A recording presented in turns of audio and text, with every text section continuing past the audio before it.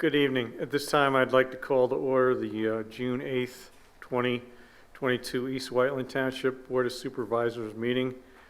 I am Scott Lambert, and I'm joined on my right by Vice Chair Rich Orlow and Solicitor Bernadette Kearney, and on my left, Supervisor Peter Fixler and Township Manager John Nagel. At this time, please stand and recite the Pledge of Allegiance. I pledge allegiance to the flag of the United States of America and to the republic for which it stands, one nation, under God, indivisible, with liberty and justice for all.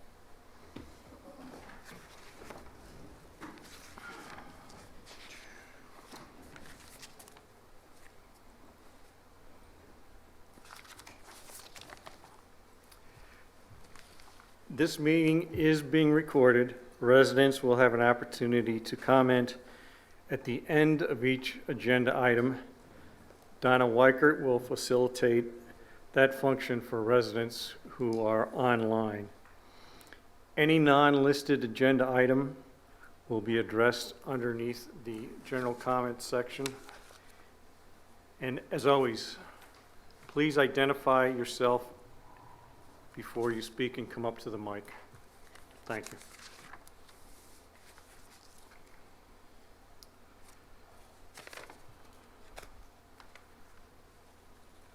At this time, I'd like to take a moment of silence with all the recent deadly shooting in the country. We would like to note during the past month we have seen an unprecedented number of gun-related deaths, notably in Buffalo, New York, and Uvalde, Texas, and as close as Coatesville and Philadelphia. Tonight, we would like to offer a moment of silence to honor all the victims, their families, and friends.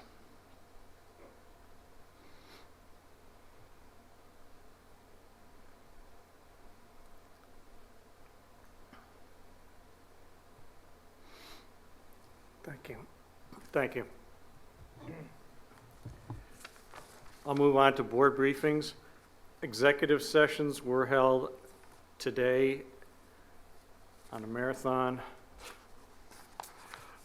this afternoon at 4 o'clock, and we discussed legal, personnel, and real estate issues.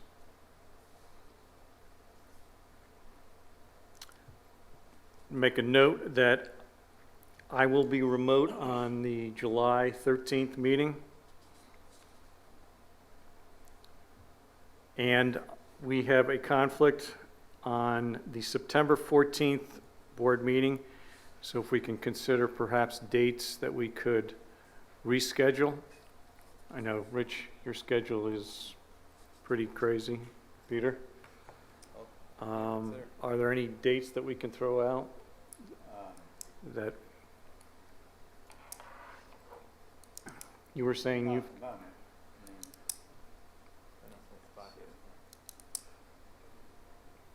Do we need to really firm up dates right now? No. Why don't we do that? Why don't we just alert people that the September meeting will likely be moved? We'll work together with our schedules and try to accommodate. 13th is okay, 15th is okay. Tuesday or Thursday. Tuesday's probably better. 13th. Okay. That's Labor Day week. No, that's the week before. Yeah, 13th I'm okay. Okay. What?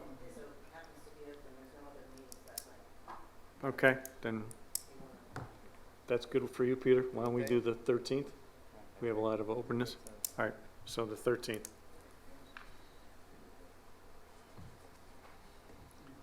Next on board briefings is John Nagel will give us an update on the Route 30 corridor. Actually, just 2 points. Got the mic. Just 2 quick points. Believe in the next 30 days, we will be reaching out to the legislators in Washington and in Harrisburg with respect to our application for $25 million for redevelopment grant for Route 30. The other matter is later on the agenda. There'll be a proposal considered by the board for McMahon in the amount of about $230,000. That's all I have for tonight. And for those in attendance, just to give you an idea, is that we ended up applying for a $25 million federal infrastructure grant that had to be submitted in a very short order, a very detailed application. Staff did a great job of putting things together, and part of the process is getting letters of approval, which we were able to do, and then this is the next part. In the middle of August, we will find out whether or not the grant application was successful or not. There's a substantial amount of competitiveness for this grant, but it is the largest this township will have ever seen, and I believe it's the largest in Chester County, $25 million. John, you also want to give us an update on the sewer system sale? Yeah, just going back a little bit since the last board meeting, on May 10th, the administrative law judge recommended denial of the Aqua application to buy our system. Between May 20th and 27th, the Township and Aqua jointly filed exceptions to the recommended decision by the administrative law judge. As Scott mentioned, July 14th, the PUC public meeting will occur and a vote will be taken on the East Whiteland sale. We may not necessarily get the details that day, and then sometime from then until August 3rd, we expect to receive the written order from the PUC, and then settlement is targeted for August 9th. That's all I have. Thank you.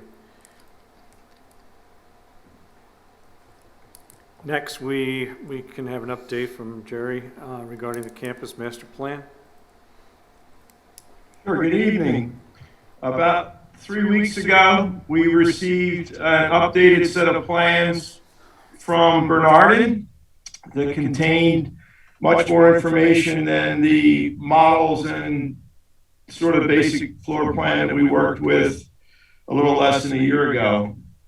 And with that information, we've been able to re-estimate the job. So we provided a written scope, and similar to the document that you saw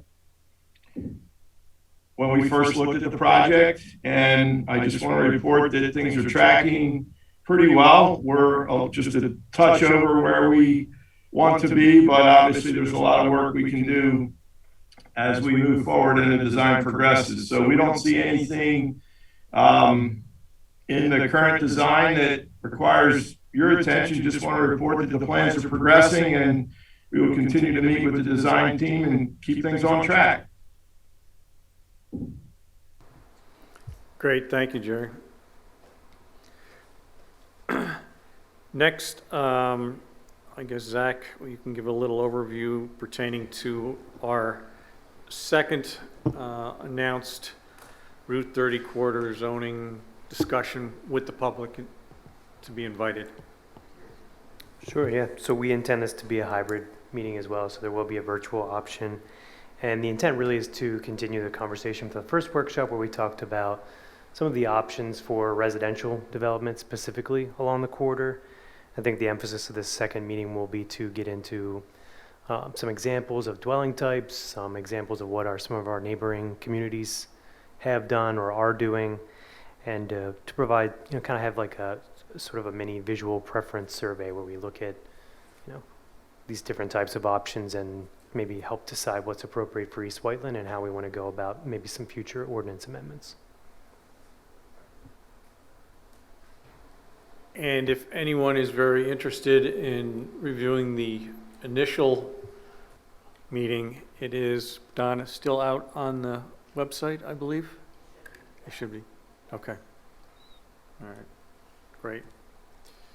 I think it'll be of value for people to come and give input. Next, Andrew, if you can give us a presentation on the MS4.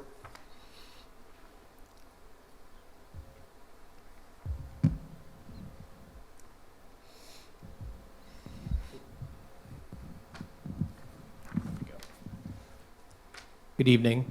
My name is Andrew Taleo.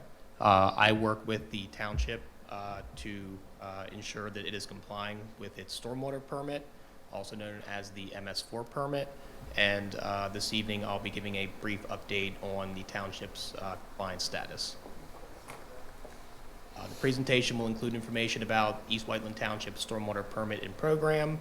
We will also go over the minimum control measures covered under the permit, which include public education and involvement, illicit detection and elimination, stormwater facility management, municipal pollution prevention, updating the township's municipal stormwater ordinance, and also the township's pollution reduction plan status.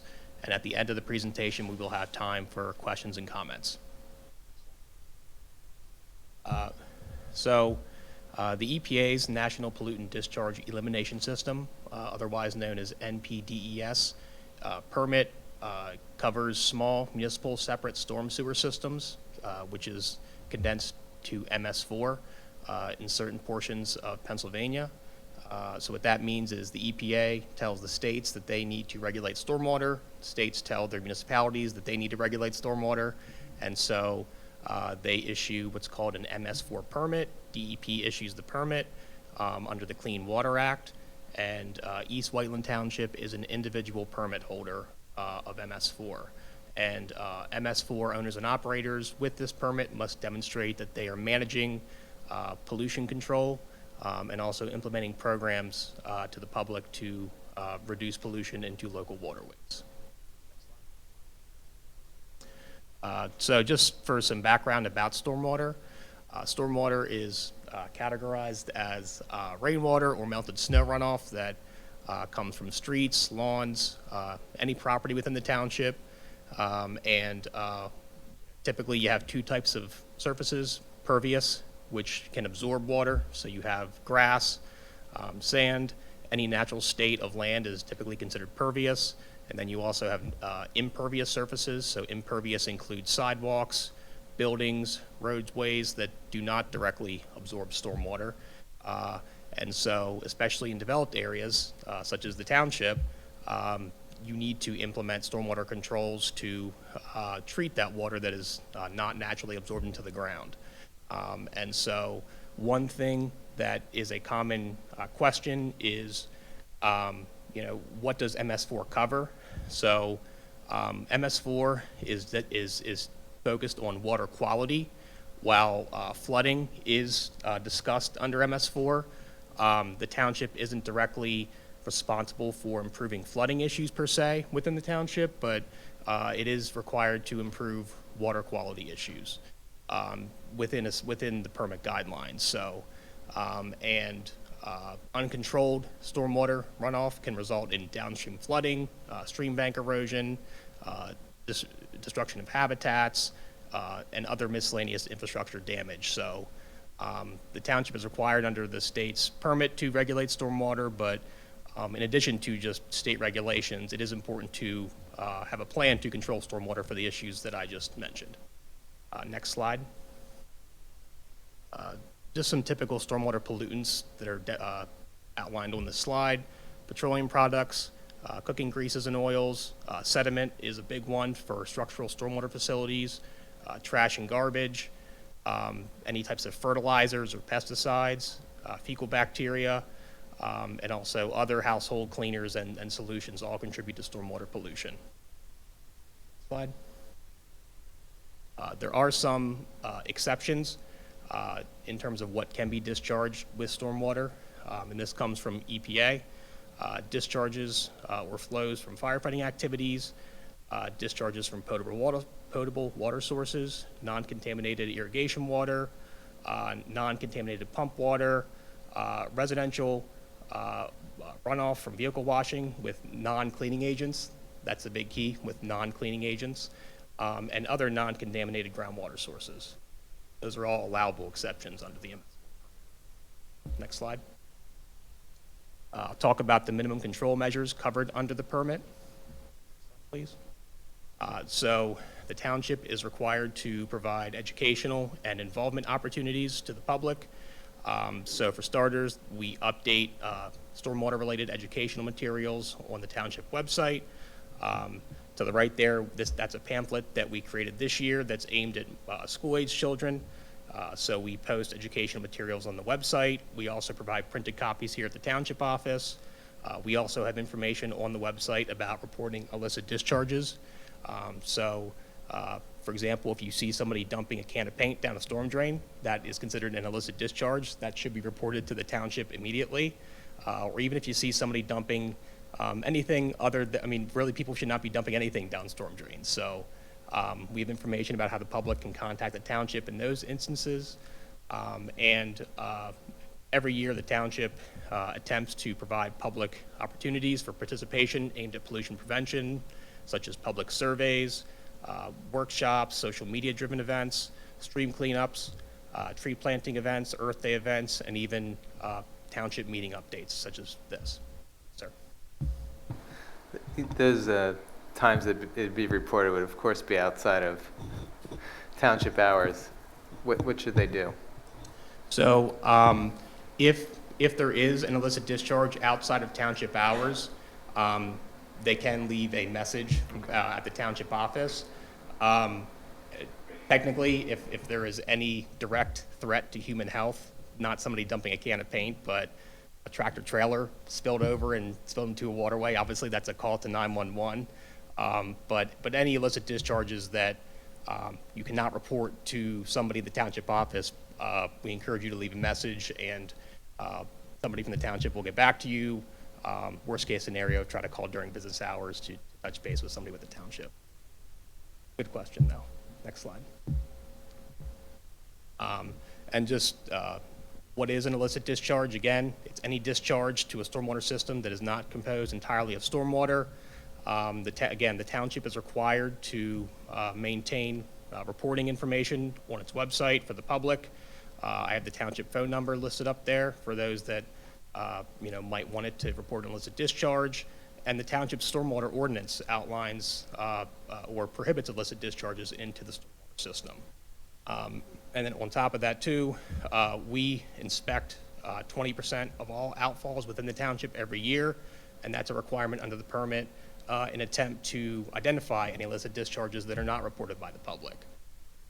So as you can see there, we have some pictures of stormwater outfalls that we've inspected over the past couple years, and the idea is to catch anything coming out of those that's not stormwater. If so, we write that in our annual report to DEP.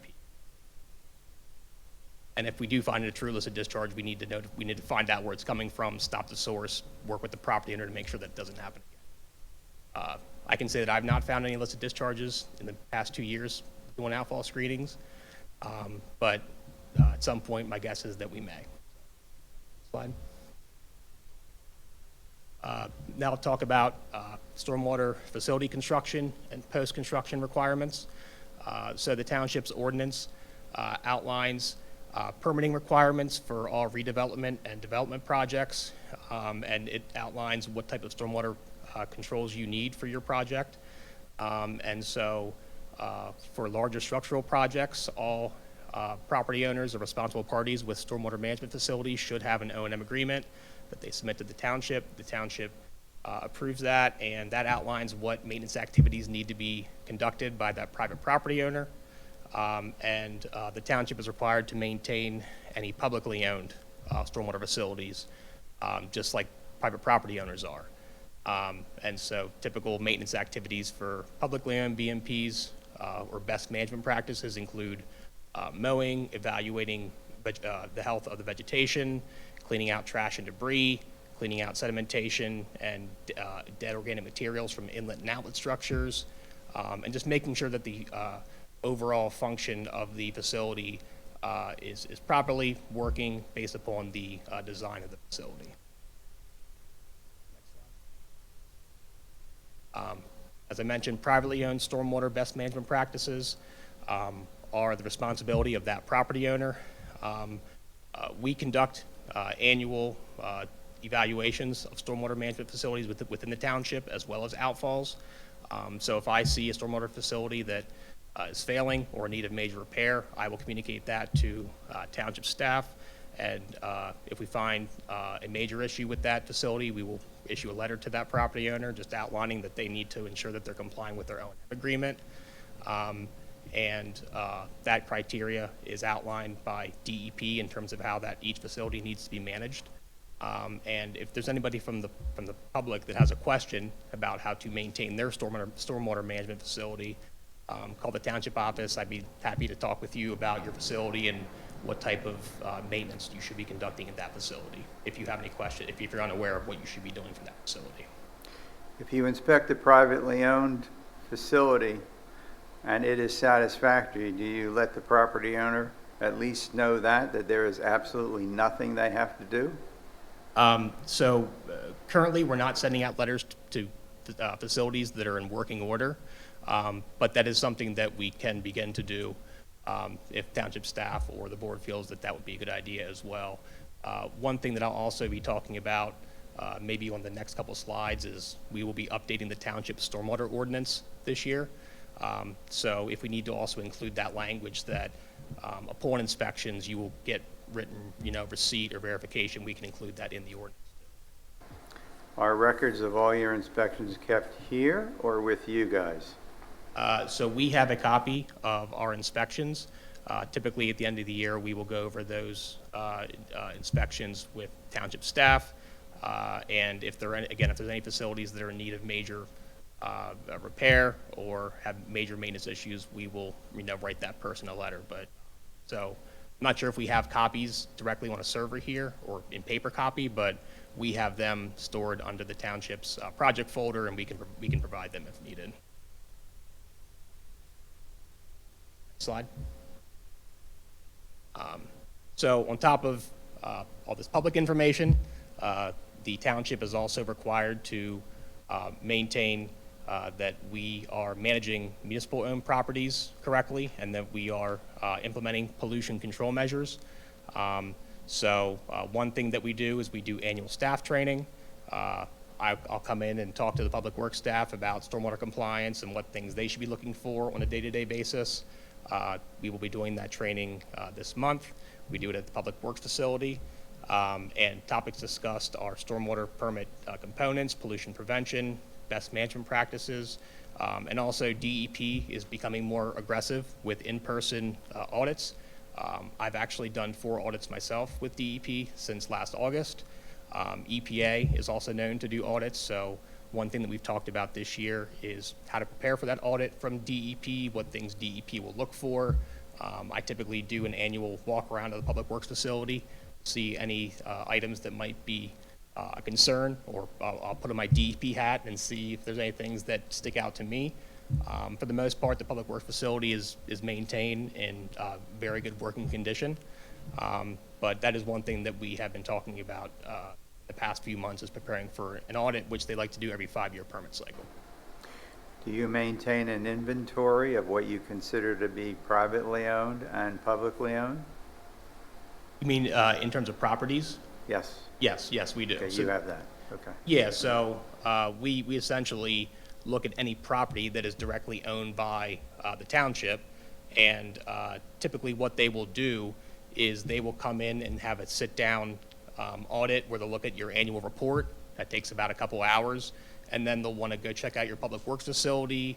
They might want to go look at a couple of stormwater BMPs, a couple of stormwater basins, even privately owned basins, to make sure that they're being maintained correctly. They'll look at a couple outfalls to make sure that they're in good working order and there's nothing illicit coming out of the outfalls. So it's a combination of office investigation and also field investigation. Next slide. As I mentioned, we will be updating the township stormwater ordinance this year, and that is a requirement by the end of September. And we can provide that draft ordinance to the township, which we will need to review and put out for public comment. Chester County is actually developing or has developed a model ordinance for all municipalities within the township to adopt. And we recommend that the township adopt most of the components of the township of the county stormwater ordinance. They actually held 2 workshops in May that went over their draft they submitted to DEP, and then the last week of May, DEP provided comments to Chester County regarding its draft ordinance. At this point, they have no further comments, so Chester County has instructed municipalities that wish to adopt it to move forward with that process. There are some new features in the updated ordinance requirements, which we will outline, and we will present that we will present those items as optional considerations for the township to adopt. So, as I said, that needs to be done by the end of September, and I would like to provide a draft to the township within the next month or two for consideration. Next slide. The other requirement under the MS4 permit is the township's pollution reduction plan. The township's permit cycle runs from 2020 to 2025, and down below there are the listed impaired downstream waterways for which the township needs to provide some kind of restoration for. Essentially what that means is we do a calculation of how much impervious versus non-impervious surface is within the township, and based upon county loading rates, the township has to also factor in how many stormwater facilities are actively treating water quality. And then we end up with a specific number in pounds of how many pounds of sediment we need to reduce within the township by the end of the 5-year permit cycle. And we have to implement structural stormwater practices such as new stormwater facilities or retrofitted stormwater facilities, stream restoration to meet that requirement. So I've been working with township staff to identify where those projects can potentially go. We will be looking to solidify those locations, hopefully by the fall or the end of the year, to move forward with those possible projects. Could you back up? Did you say reduce sediment? Yes, correct. Okay, that's what I thought you said. Yep. I wanted to ask, I see the Appendix E situation. What is Appendix E? I'm trying to read into our waterways here. Yeah, so there's different appendices for different types of impairments. Mm-hmm. So Appendix E applies specifically to sediment and siltation. Okay.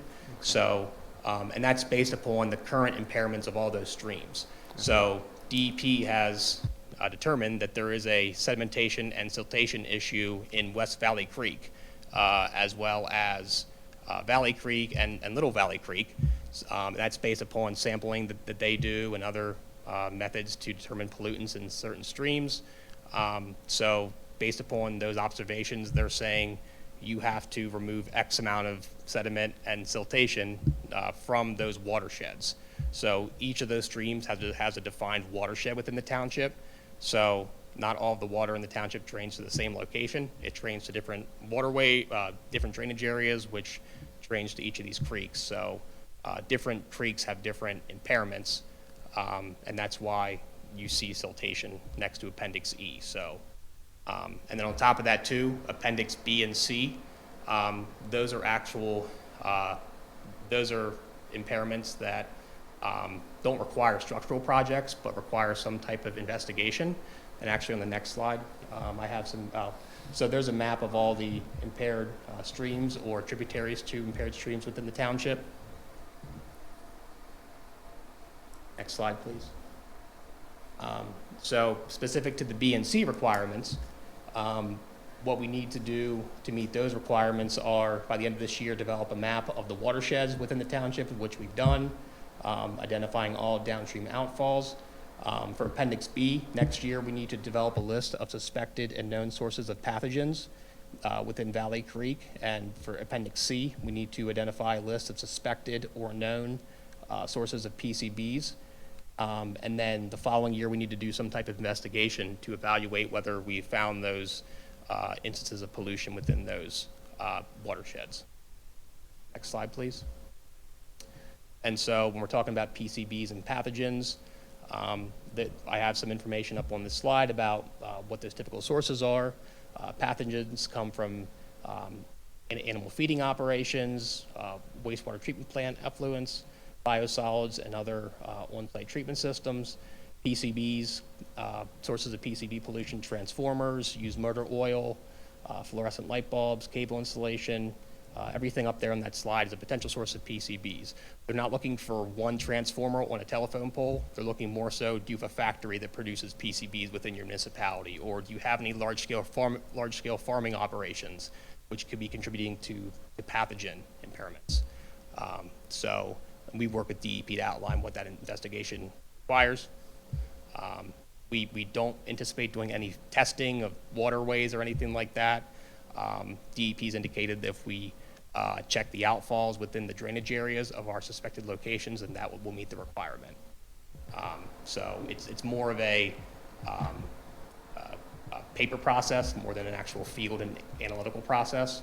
We identify properties that may have had any historic spills with these substances, or like I mentioned, any large-scale manufacturing facilities or any large-scale ag facilities that could be contributing to these sources. Next slide, please. And then just to summarize the pollution reduction plan, for Appendix E, we submitted our PRP back in 2018. It was accepted in 2020. 5-year permit cycle runs from 2020 to 2025. The township must meet its requirement with a reduction of 274,000 pounds of sediment by the end of the current permit cycle. We have worked with staff to identify which locations for new projects or redevelopment projects will meet that requirement. Ideally, we would like to do as much of that on public property as possible, but we may need to reach out to private property owners because while we have some locations that are publicly owned properties, I don't know if we'll be able to meet the entire requirement just on public property. Next slide, please. That concludes my annual stormwater update. If you have any questions about stormwater, you can call the township office and they can relay those questions to me. Or at this time, if anybody has any questions here, we can open it up for question and answer.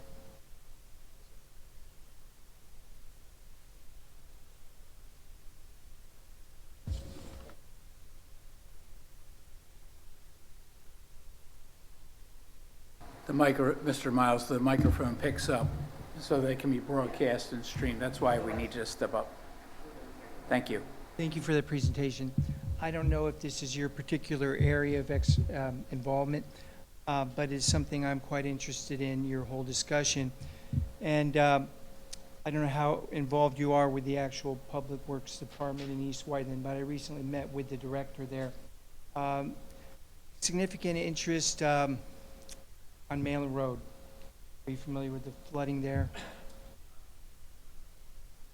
Well, John told me, I believe he's the director of Public Works, that it's not quite on the top priority list yet, but we get about 5 or so rains a year with 4 feet of water in our property, flooding the historic 200-year-old spring house. And then, of course, my neighbors get all that water, even with the 3-foot pipe under the road. So it is quite a concern. But it's something that I'm looking to get some resolution on, and I just wanted to ask you a question: how involved are you with working with the Public Works angle on that?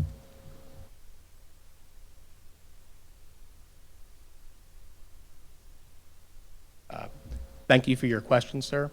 Not to pass off your question, but flooding per se is not directly covered under the MS4 program. Water quality is more of the target for MS4 activities. I think it's acknowledged in mostly every municipality, especially more built-out municipalities and municipalities that are surrounded by other built-out municipalities, that even though we have processes for regulating and approving development, because of just the amount of development that has gone on prior to the 2000 era, where most of our modern stormwater controls were implemented, there was just a lot of development prior to the 2000s that have caused a lot of major flooding issues in municipalities that, unfortunately, without major structural projects to fix those, are not easily solvable in terms of remediating local flooding issues. But to answer your question, We don't directly deal with individual private property flooding issues under MS4. That would have to be something that would have to be under consideration just for the Board of Supervisors as any other public works activity. But flooding issues on private property are unfortunately not covered under the MS4 program. But I appreciate your question. Questions? Don, any public comments online? Okay. Andrew, thank you. Thank you for your time.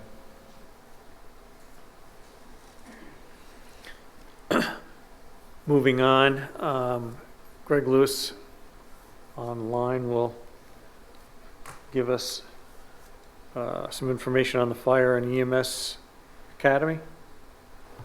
Or Yes, Greg is not available this evening. He's at a high school graduation function for his son. So this is an initiative of the fire department where what's called a Citizens Academy will be conducted, where members of the community will be invited to learn about the fire and EMS and other services that our combination department provides. It's a 7 to 8 week academy, usually 1 day a week for a couple of hours. At the end, those who participate will receive a certificate, and it's a great way for not only for the community to learn about the services that the department provides, but for the department to get to know the community better. So that's really just for board's information. Do you have any Thank you. dates? At this point, not that I'm aware of.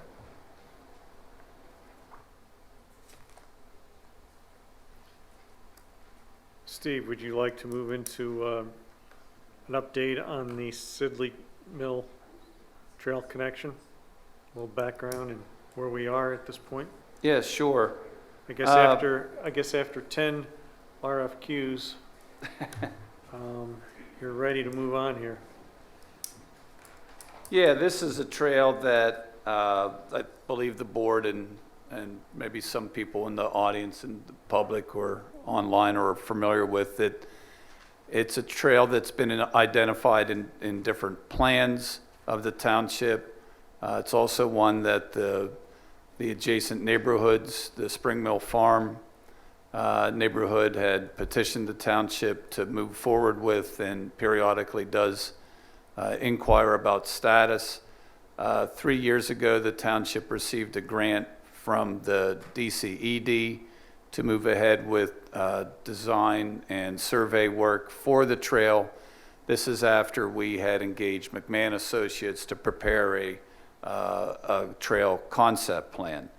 So finally, we're at the point where, yes, request for qualifications was issued earlier in the spring. We had a pre-submission meeting where 14 engineering firms attended, 10 submitted responses, and they have been reviewed by staff. Staff identified what we'll say, I guess, are the top 4, which I'll let the board know, and we suggest that we move ahead by interviewing either all 4 of them or 2 or 3, but I think these interviews don't have to be in great detail. It's really to discuss the project with them, get a feel for their capabilities, their experience, and their approach to the project. And after the process, we would select which engineering firm we want to work with, and at that point, we would work on getting a cost for the work. So the 4 companies in no particular order are McMahon Associates, Traffic Planning and Design, Michael Baker International, and the Wilson Consulting Group. Staff felt that they had the most responsive responses to the, shouldn't say responsive responses, but the responses that best met our needs and these outfits had clearly done their homework and understood the project and had done some investigations already. So these are the ones that we recommend that we interview and move forward with one of them. The total cost of $463K, is that for engineering and installation? No, that 463 is one, it's an old number, remember, and it's also it's an estimate that we received in 2019. That would be solely for this project. This project is survey and engineer design work. This is not construction. The end of this would be plans that we'd be able to put out for bid, and then we would find out what the construction costs will be. So this trail is, depending on the alignment, at least 3/4 of a mile long. It's kind of along road shoulders. Some of it's off-road. There's, a bridge over 202 where there is a sidewalk already. There's a culvert over a stream. There's a signalized intersection. There are challenges. In other words, it's going to be expensive when we actually get to the construction. So again, this is just for survey and engineering. And again, the estimate that we have, that we have is that 463. And 250,000 is the grant. So the rest of it will be from the township, which is in our just for the engineering and the survey. plan, Yes, survey. sorry. Yeah. This is a budgeted item. It's been in the capital budget for the last couple of years. Okay.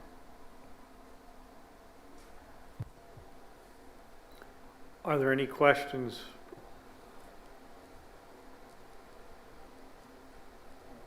There are none online. Okay, thanks.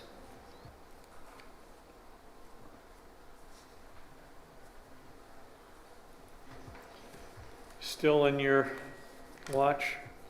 Some zoning ordinance updates? Yeah, I don't want to give up the microphone this No, evening, no. it appears. I'll tell you what, let's trade.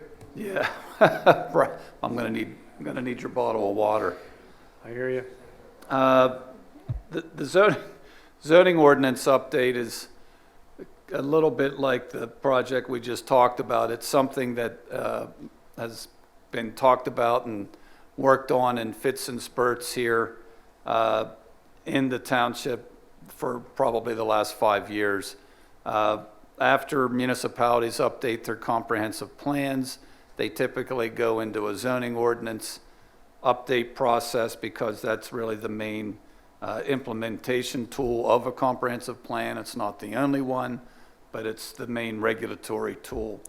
Our comprehensive plan at this point was adopted 6 years ago, and we've been making piecemeal updates to the zoning ordinance and to the subdivision land development ordinance, but it's been difficult for staff and the solicitor to find time to get it done in a comprehensive and relatively expeditious process. So it's suggested that what we do is prepare an RFP, a request for proposals, and solicit professional consultants to assist us with this process.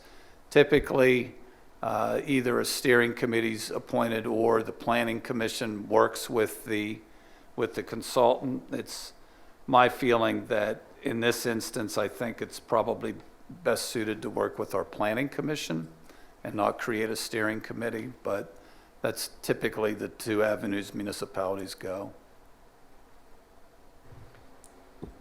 I think this is a good move to go with the consultant. As we've learned for everyone out there, when you make changes to one particular ordinance, it has a tendency to impact a number of other ordinances down the line, and it becomes kind of cumbersome. So I think a consultant is a good idea. Yeah, and the solicitor will be involved. It's then when you have a consultant, it just keeps everybody moving along. And so that'll frankly make staff and the solicitor and the planning commission move along to the hopefully monthly pace of the update. Great. Moving on, John, if you can give us an overview on accommodation. Yes, thank you. All right. About 5 years ago, there was construction surrounding the entrance to the Township complex. And one of the after effects of that is that every time we had a bad storm, either our voice or our data, or both, went down. And it was very noticeable and it was very sustainable, unfortunately. This went on for a number of years, and we continued to track it and try to figure out a way to solve the problem. And I commend Donna Weichert here this evening for her efforts in sticking with the issue, because it took us years to identify it and then find the right people at Verizon to fix it. And so Donna was successful with that. I don't have any wood around, but I'll knock for Micah. We haven't had an incident since. And so I just want to commend Donna publicly for that, because if it wasn't for her persistence, we'd still be grappling with that issue. So. Thank you.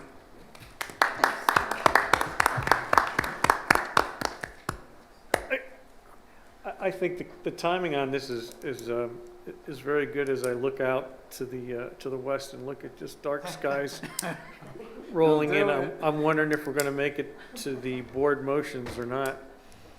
And if we don't, Donna, we're going to pull that accommodation from you. Those disruptions, I hate to say, lasted more than a day at a time. Yes. They were pretty significant. Yes, they were. Good job. Okay, I'm going to ad lib here in this portion, and I'm going to add 2 items. I'm ready. I'm the chairman, I can.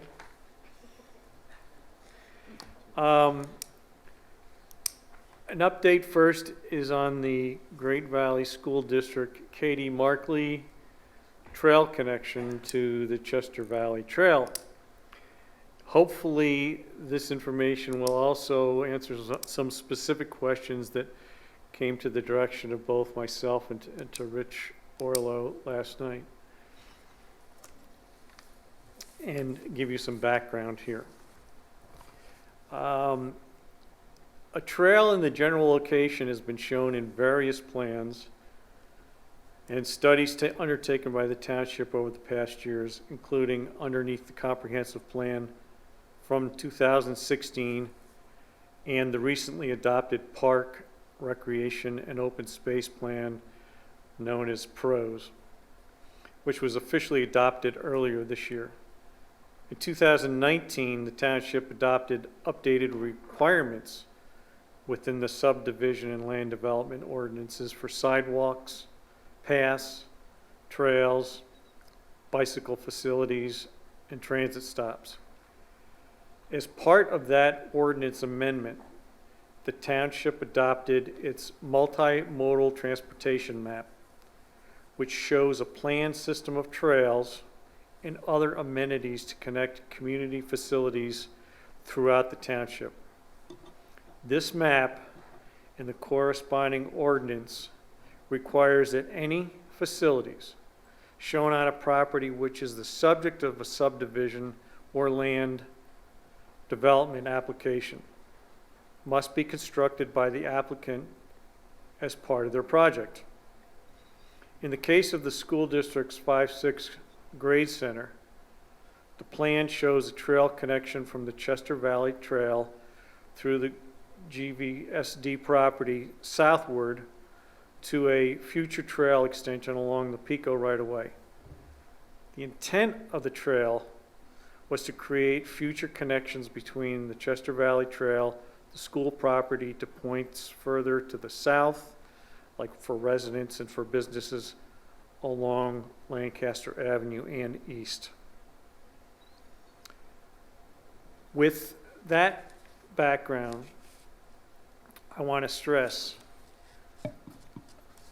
this board feels that safety is always important, and at the same time, we value your opinions when you write to us. So following feedback from the residents and a meeting with myself, the police command, our staff, and the school district, school board, this afternoon, we are reviewing potential alternatives to the location of that trail, and we'll keep you posted. And I appreciate you coming tonight. And I welcome any questions if you've got them at this point in time.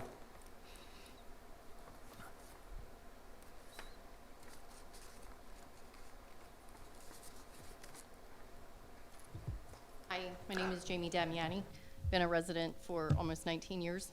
I have a daughter at KDM and just have very big concerns. I'm sure you guys heard it today. But I've heard of 2 incidents in the past couple months of just random men being found on KDM property without a trail. So what would a trail do, bringing more people into that area, especially at the elementary playground area? I can understand maybe if, those alternatives that you're going by the 5th, 6th grade center, but taking a path that's in very close proximity, I think is very dangerous. And I know people have been talking about recent gun activity. Me, as a mother of a young girl, I'm worried more about things like pedophilia, child predators, versus the gun issue. I think that really needs to be taken into consideration, how quickly a child could be taken from that area. Is it going to be patrolled? Is the playground going to be patrolled on a day-to-day basis? I would say it's not, Right. So I think other than from what the school district security would have. Though it's a minor plus in the situation is that the police department is located, It 150 takes- yards away. But I It understand takes what you're seconds saying. for a child to be taken. I- The other thing is, we heard about stormwater runoff. An 8-foot wide trail is just going to create more stormwater runoff. I think that needs to be a consideration as well. Why aren't we looking at a more natural type path? There's a grass walkway there now. Let's integrate a more natural pathway instead of more blacktop. Who's going to maintain it if it's on KDM property? Is that going to be the township that's maintaining it?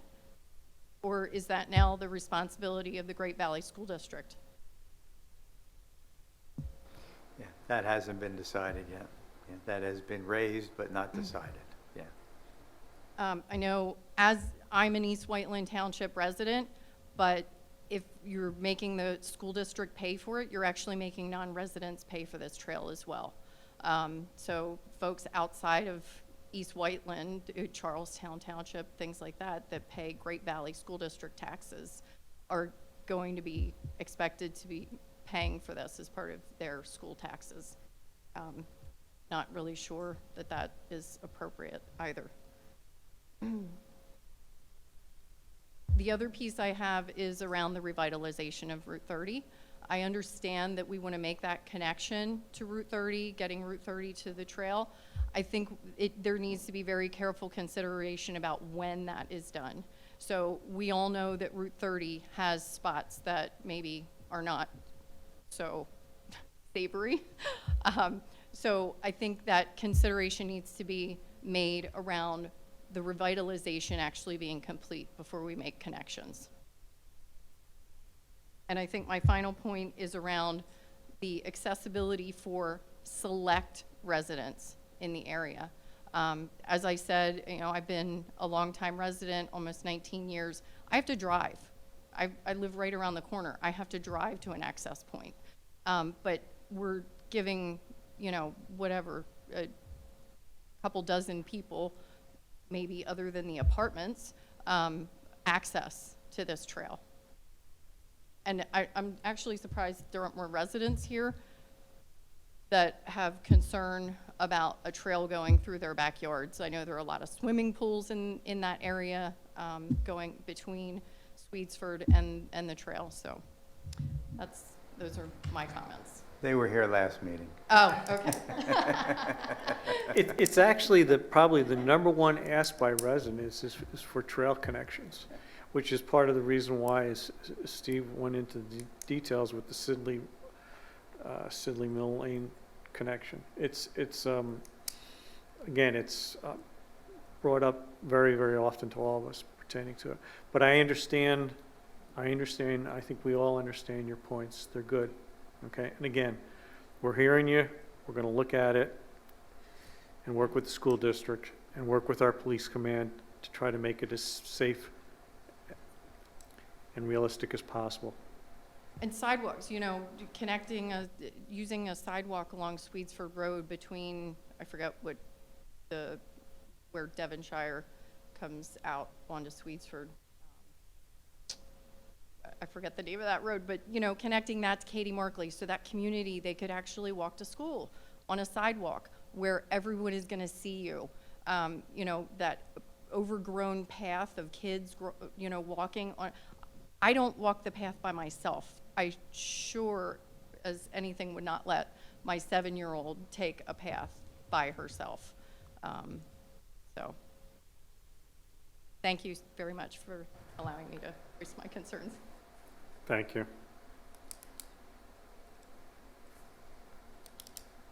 Donna, anything from the internet?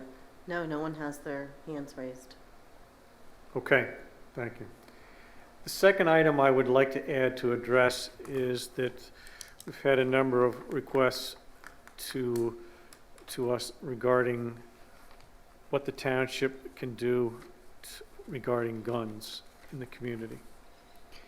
And I'd like to read another short statement that was put together by Bernadette, our solicitor, pertaining to what the laws are as it pertains to us as a municipality. With the recent deadly shooting in Texas and gun violence in Philadelphia, we wanted to address gun regulation questions that you folks may have. The Pennsylvania Uniform Firearms Act of 1995, shortened to the UFA, vests the Pennsylvania General Assembly with the sole power to legislate in the field of firearm regulation and preempts or prohibits municipalities from enacting local laws that encroach in that area. And the specific language states that no county, municipality, or township may in any manner regulate the lawful ownership, possession, transfer, or transportation of firearms, ammunition, ammunition components when carried or transported for the purposes not prohibited by the laws in this Commonwealth. So you see, we have limited regulation over this issue. Again, we've had a number of questions raised to us, and I just wanted to bring that to everyone's attention as well tonight. Any questions, Donna? No. Okay.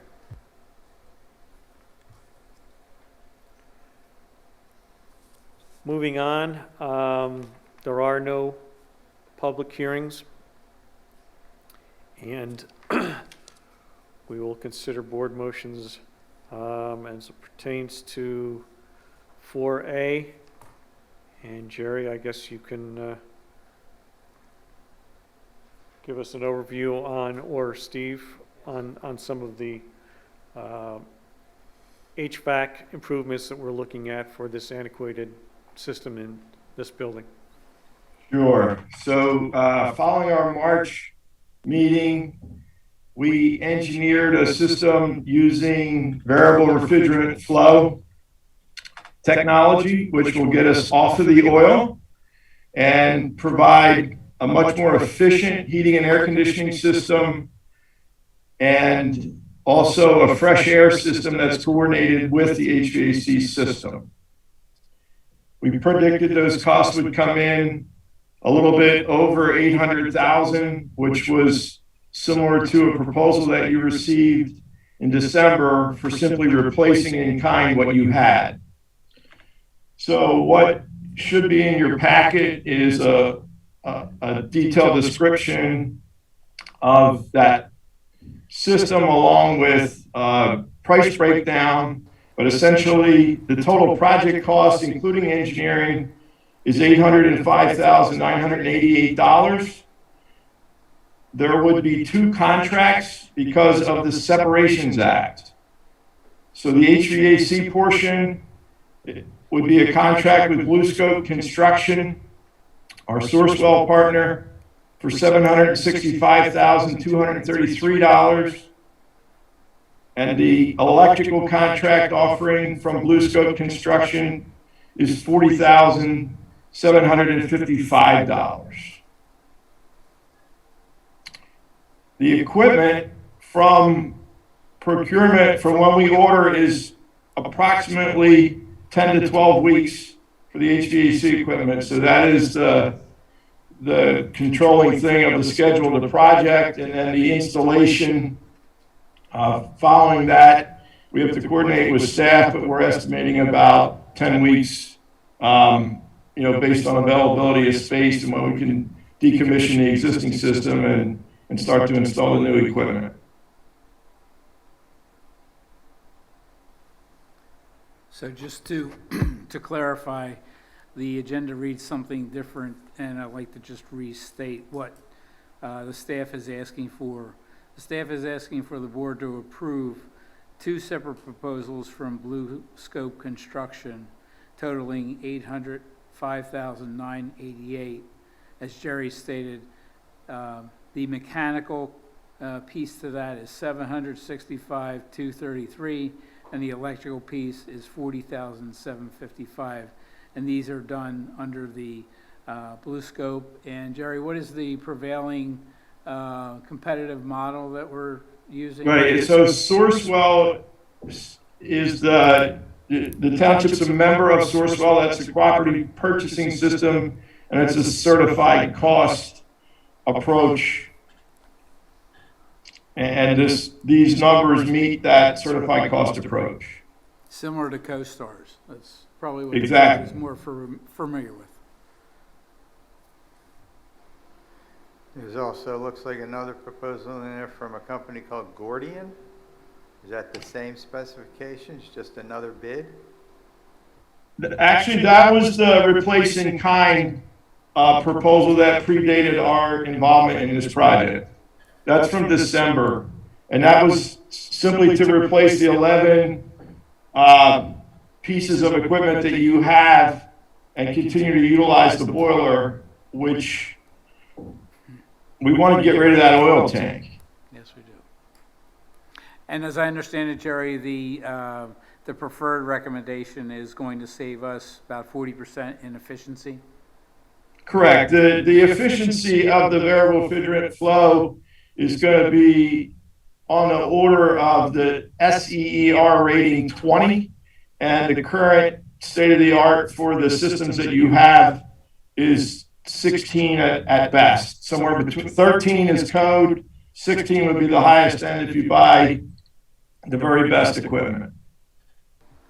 And the example is right in front of us. If you look above the smart TV on the right-hand side, it's not going to look like that because the device will be embedded in the wall, but it is an end run from the origination to the final destination, and that's why we don't have to worry about replacing ductwork and things like that. Correct, Jerry? That is correct, and you'll have more controls. Every cassette, we call it, the hidden portion of the inside unit, which will be in the ceiling, every cassette gets a control. So, that's the other thing to point out. Since we started, you've lost one circuit board, one motor, and your thermostats are getting close to wanting to be replaced, correct, John? That's correct. So this replaces all of that. What's the time frame? So from when we order, this is Mitsubishi equipment, and when we order, it's 10 to 12 weeks. As soon as we place the order, we'll get a firm date on the delivery. And then, we're saying 8 to 10 weeks for the install based on, that's really more of a coordination issue as staff, because we kind of have to look at the equipment that's running and decide which piece we're going to decommission first and how we do that. The electrical is actually pretty simple. We're putting a new 100 amp panel in the mechanical room, and then we feed all this new equipment. It's the decommissioning of the existing equipment and taking down the AC side. If we're into colder weather, is obviously not a problem, but we don't want to decommission the heat until we have the new stuff ready to go.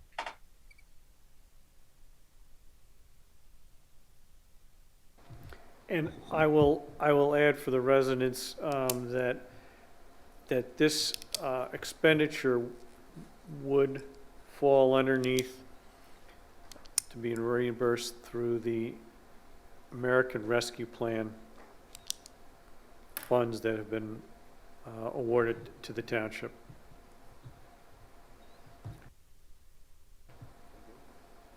Rich, would you like to make a motion? Sure. Yeah, I'll make a motion to approve the contract to Blue Scope, is it? Yes. To replace the HVAC system in the administration building. Okay. Are there any comments from the public? There is not. Okay. I'll second the motion. All in favor? Aye. Aye. Thank you. Thank you. Line up those contractors in 12 weeks so we can get this in here, will you? You got it.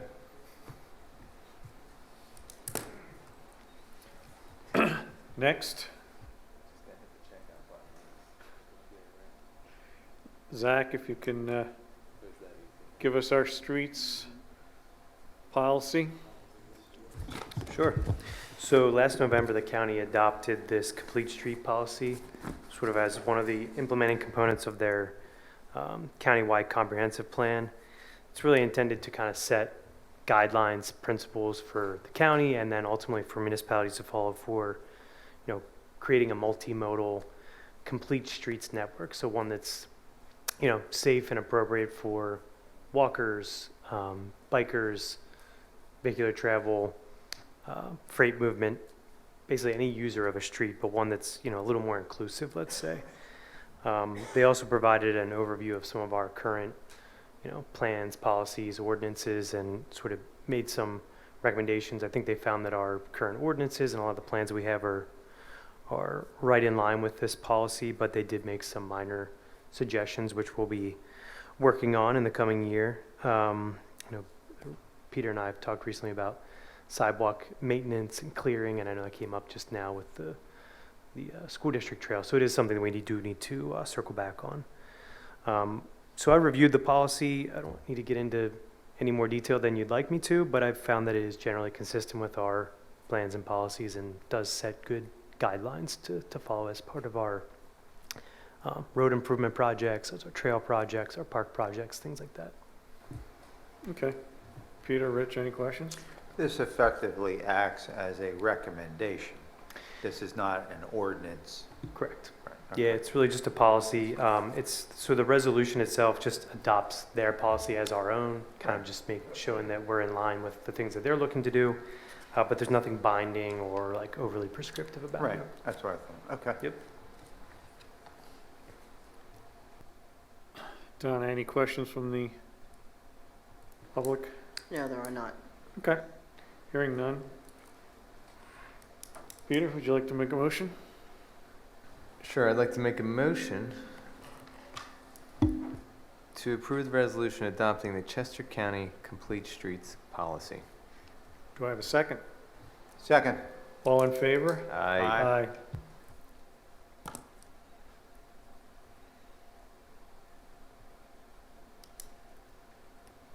Mr. Brown, tell us about our 5 problem storm drain issues. Well, as you know, we have more than that number, but we're trying to address some of them. And we have proposals from Arrow for, it's actually 4, with 2 more proposals to come. These were projects that staff worked with Arrow to identify. Actually, we tried to inventory, certainly not all of the flooding issues, but a lot of the flooding issues. And we worked from there and identified high priority ones. Excuse me. So you have 4 projects here. The Spring Road, property, the Ravine Road Stream Bank stabilization, the Down East Park culvert and access drive protection, and 383-ton road. They all have different costs associated with them. All the costs remain the same as in the email. I'll start with the last one. The 3-ton road proposal is $12,000. The Down East Park is $12,500. The Ravine Road Streambank stabilization is $72,500, but as noted in a meeting with Al Venatelli, is that close enough? Okay.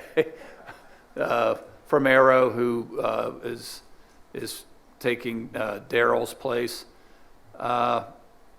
This project serves a dual purpose. You heard about the MS4 program earlier. There's a MS4 component to this project, so it does add a little bit to the cost, but we're at the point with our permit where we're going to have to start taking action, as Andrew mentioned, and start making improvements, hopefully on public property, and this would be on public property, to remove sedimentation from streams and other pollutants. So there's an MS4 component with this one. The one that has, we'll say, a price change is the Spring Road Drainage project. The email notes that it's a $15,000 project. It's not likely to be that. We have a good bit of some of this information already, which I was not aware of. So basically, the survey will only be done if necessary, which brings down the rest of the cost estimate to $7,500. And then we'll have $7,500 available if any additional survey is needed. Based on the discussion we had the other day, it's likely less. So these are ready for board's action. I have a quick question. Steve, Sure.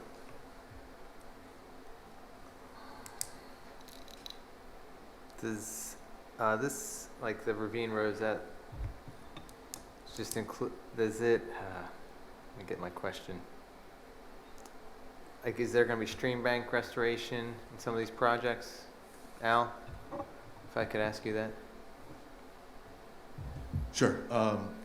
The proposal for the Ravine Road stream bank, there's stream bank stabilization, which there's areas of erosion right now that is compromising Ravine Road. It's starting to undermine. So part of that project is to stabilize that and basically protect the roadway from collapsing. The other portion is stream bank restoration, and that's the portion that's MS4. So where we don't need the stabilization, we'll be doing restoration, and that gives us the MS4 PRP credits. Okay. So that's what that's for. And this, the proposal will take us, includes survey, design, engineering, and also takes us up to the point of obtaining DEP permits for both stabilization and restoration. So this piggybacks a little, not a lot, of what was presented before with MS4. Correct, yes. Okay, great. Stream bank restoration, that's a big deal. Yeah, That's why I asked. yes. I'm sure we're not talking about it tonight, but Warren Road is another consideration in the township for the That's stream the, starting. Warren Roads, that's. Yeah, I believe we approved this last month. This was discussed with the board last month. So that project is also moving ahead. Okay, great.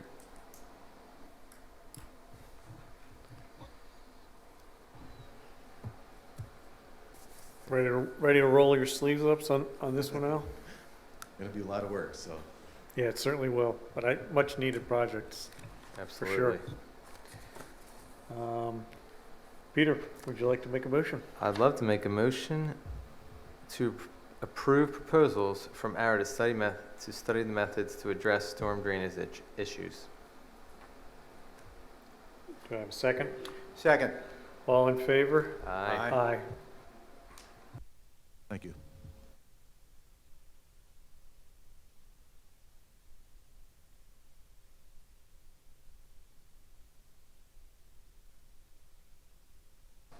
Moving on to 4D, Mr. Barner. Thank you, Mr. Chairman. This is a proposal from McMahon Associates for design and engineering work related to a sidewalk extension at the intersection of Lancaster Avenue and Old Lincoln Highway. It's known affectionately as the Patriots Path Sidewalk Extension. This is something that's been studied years ago when East Whiteland, Tredyffrin, Malvern undertook a study to attempt to connect various Revolutionary War sites with different community facilities within the three townships.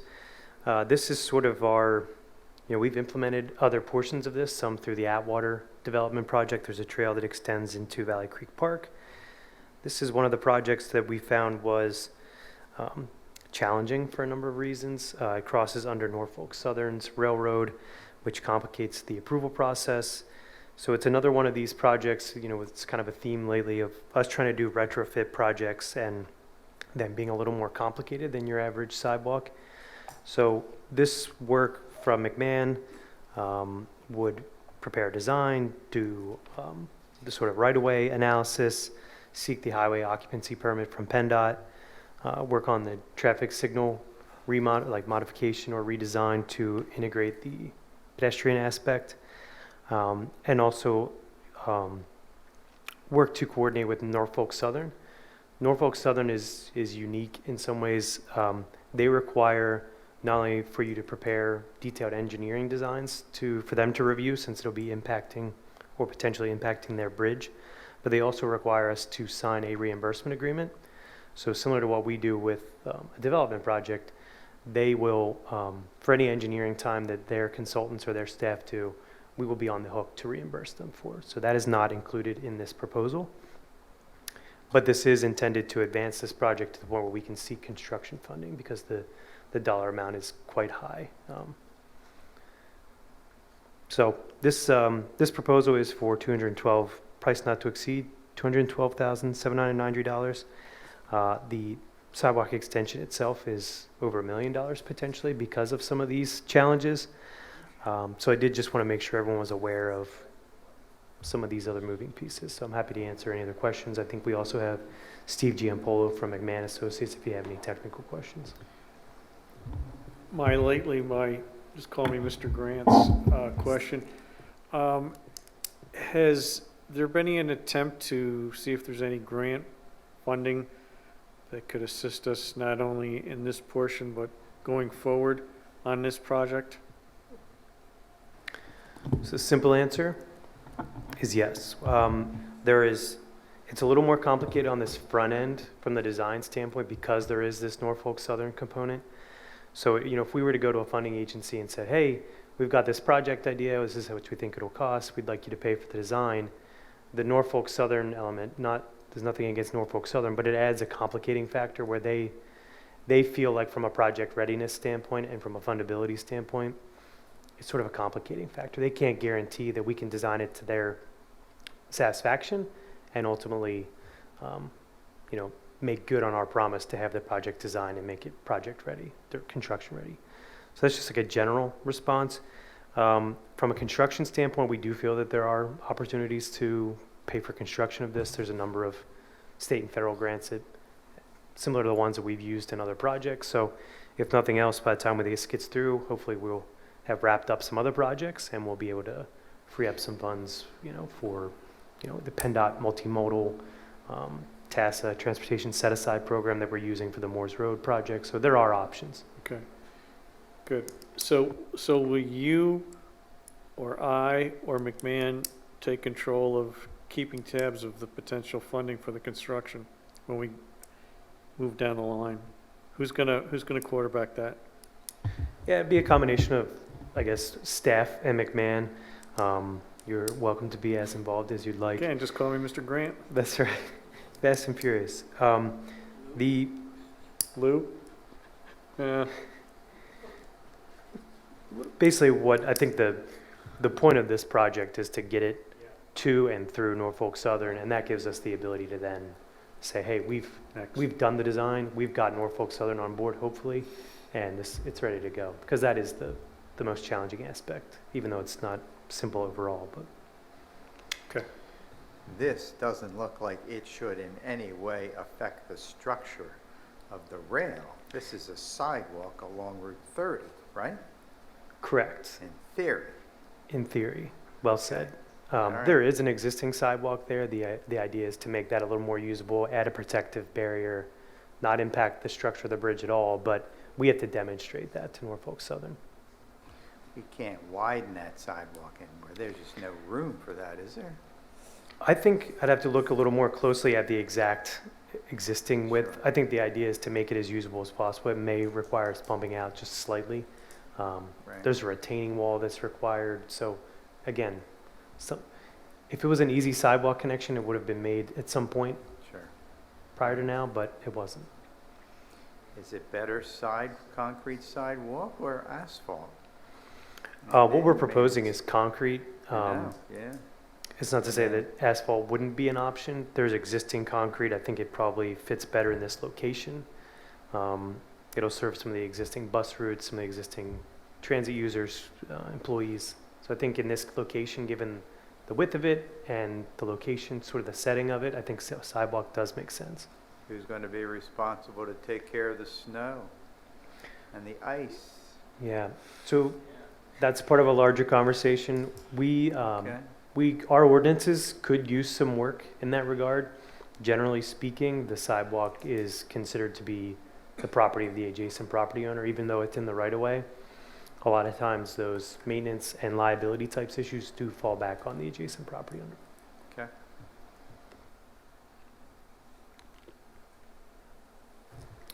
Okay, Donna, any questions? There are none. Hearing none. Rich, would you like to make a motion? Sure. I'll make a motion to accept the proposal from McMahon for the engineering and design of Patriots Path extension along Lancaster Avenue and Old Lincoln Highway. May I hear a second? I will second that. All in favor? Aye. And passes.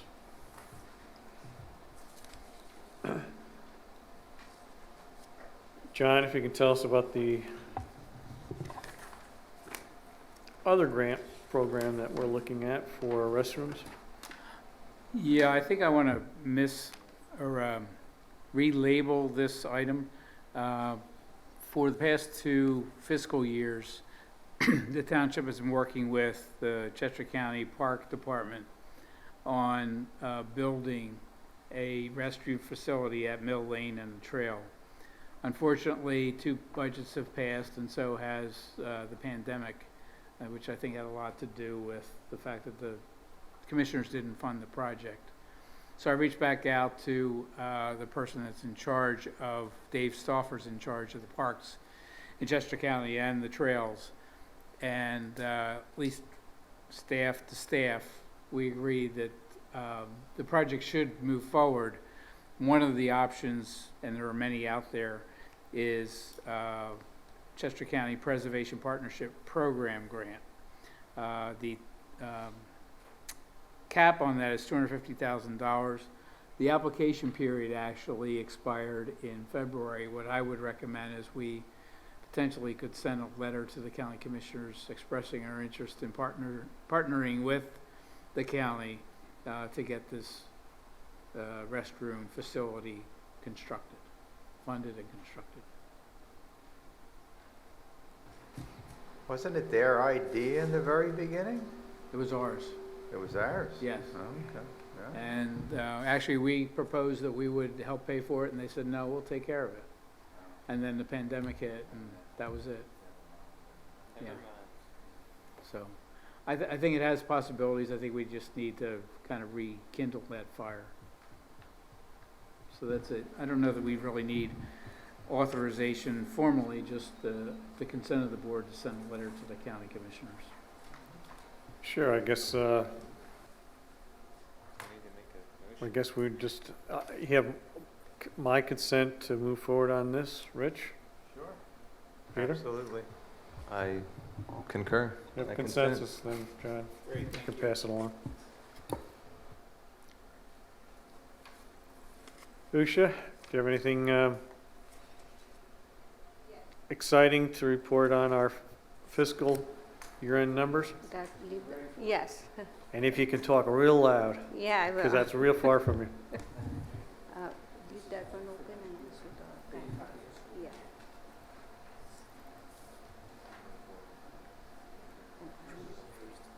Can you go to page 20? Okay. Thanks, Scott. And good evening, everybody. Can you hear me? No. Sorry. Can you hear me? If you can get that mic real close to you, that'll, Okay. well, maybe Okay. I'll hear you.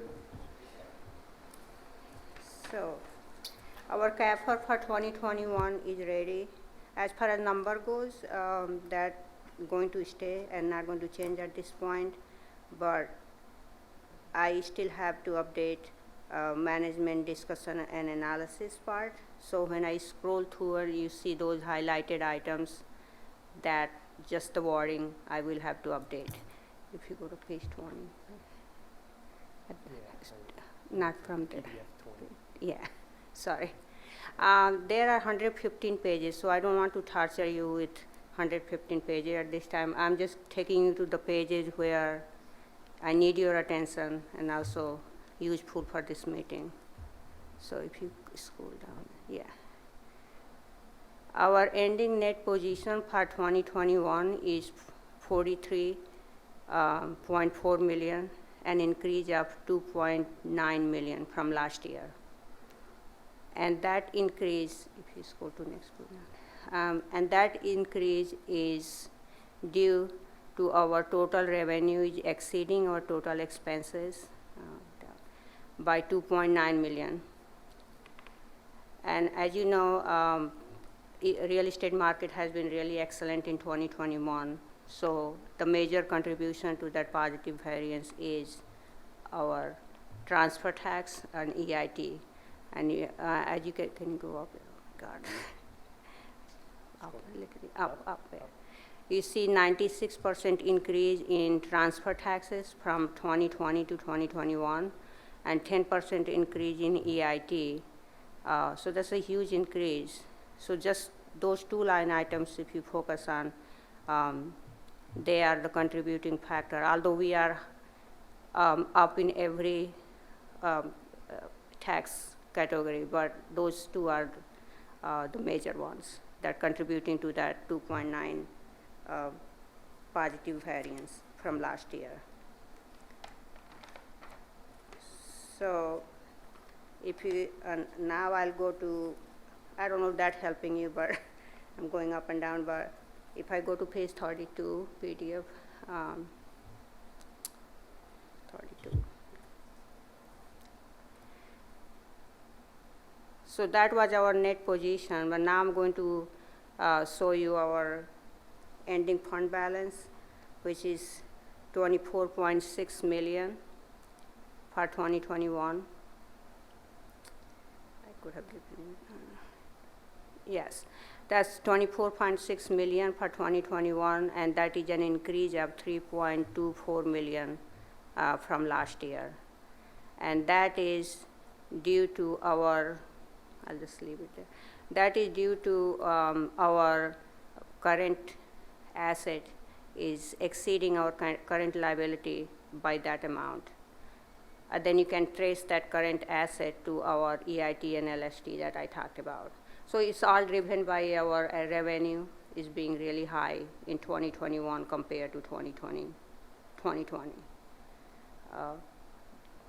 So out of that 24, I'll go in Excel sheet now.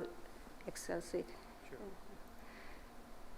So I need really your attention here. Out of that 24.6 million, I think I can see. That's our fund balance. Down, 24, down, finish. Yeah, 24.6 million, we have already allocated 23.974 million to all those different objectives we have found to allocate to, but we still have $621,000 left to assign. And looking at those line items, I found two areas where OPEB and pension, those are the two areas that still have a room for improvement. And the reason I'm saying that because this is in CAFR too, but I don't want to drive everybody crazy going up and down, but those, if you look at page 80, 59, 72, 65, you will find the information that I'm talking about here. Our police funding ratio is 96%. That gives a deficit of over 600,000. Our fire funding ratio is 87%, and that creates a deficit of 545,000. Our non-uniform funding ratio is overfunded, actually 104%, and that gives a small surplus of 381,000. Our OPEB is totally different story. That's really underfunded, 10%, and it gives us a liability of $18 million. So this is the area I would like to allocate that $621,000. That's our suggestion, but it's your approval. So that's part of funding balance. And these numbers are based on our 2021 market value, when market was really good. So we have totally reversed in 2022 where we are with the market. If that continues, this deficit is going to grow higher. So anything you can allocate to those two areas, I think would be beneficial. So if I could add, the area that's shaded in blue is what's the recommended new assignment for those purposes. And then in the column to its right is the change from the prior year. Right. So Usha's done a great job of showing how we allocated most of that money, but there's still, as she said, about $600,000 left that we could still, we should still assign. And we're here tonight to ask the board if they have any changes to this, whether it's to add or use that 600 and change, or any of the other assignments that were recommended. Once these assignments are set, then the financial statements will be put in permanent form and Yes. distributed to the public. So the 600,000 Can go anywhere. It can stay in unassigned, or you could put it towards, as Usha has described, pension or the retirement health care plan for the staff. We have a pretty sizable balance in the municipal infrastructure side. We're over $6 million with that. And then the volunteer committee resources, that's a combination of Park Board, EAC, and Historical Commission. So collectively, there's money set aside for those purposes as well. So it's really at the discretion of the board. Do we have any time limit to move it to a specific line item? Well, these should be done by board resolutions, so it's either tonight or have a special meeting before the end of the month. No pressure. No pressure. I'll have to file CAFR for award, like we received award year by year. We've been getting awarded for 6 straight years because of excellence in financing before even I came here, so I don't want credit for that. But since I've been here, last year we got awarded too. So to file this, we need this to be done before June 30th. That's the deadline. Yeah, real problem is that our meeting fell this year on the first possible day in June. So that's why we're condensing this. If there's another option that I haven't mentioned, feel free, but that's kind of what we're under. Yeah, I put it half and half, half pension, half OPEB. Yeah, that's, All right? what Rich do you is think? very close to this because he sits on the pension board. Even though I don't get to the meetings. Well, you read the But reports. that's it, I do read the Yeah. reports. Is there an option to pay down debt? Do we have Actually, if the sewer sale goes through, all of our debt will be liquidated. so not much to consider that. And if I didn't understand the first time, can you assign it to a undescript, unassigned, Correct. and just leave it there and it can be moved anywhere, anytime during the year? no, there's a Gatsby rules. There should not be any unassigned balance in that fiscal year, or calendar year. That's actually a practice. You can change it, but you're gonna have to do it by resolution at another time in the next 12 months. It's more of a formality. It seemed, knowing what's going on with the market and how it's going to impact those two funds, I think, they're already down probably sizable. By assigning it to them, it doesn't mean it's contributed to it. It's on paper. It's on paper. Yeah. like a budget. Oh, no, it's not. That's right. budget or an appropriation. Doesn't mean you can spend it, it's just set aside for that purpose. Right, it's not being physically Okay. transferred to the funds. Okay. Right, yeah. And as the magical phrase here has been canned, it's just numbers on a page. Then with that information, I'm okay assigning it to those two funds. I agree. So go to it, Rich. Okay, make a motion to allocate the currently unassigned $621,445 equally to the pension stabilization and OPEB line items, and accept the currently proposed assigned line items. Do I have a second? I'll second it. All in favor? Aye. Aye. Aye. Thank you. Oh, I'm sorry. I said thank you beforehand. Sure. it was-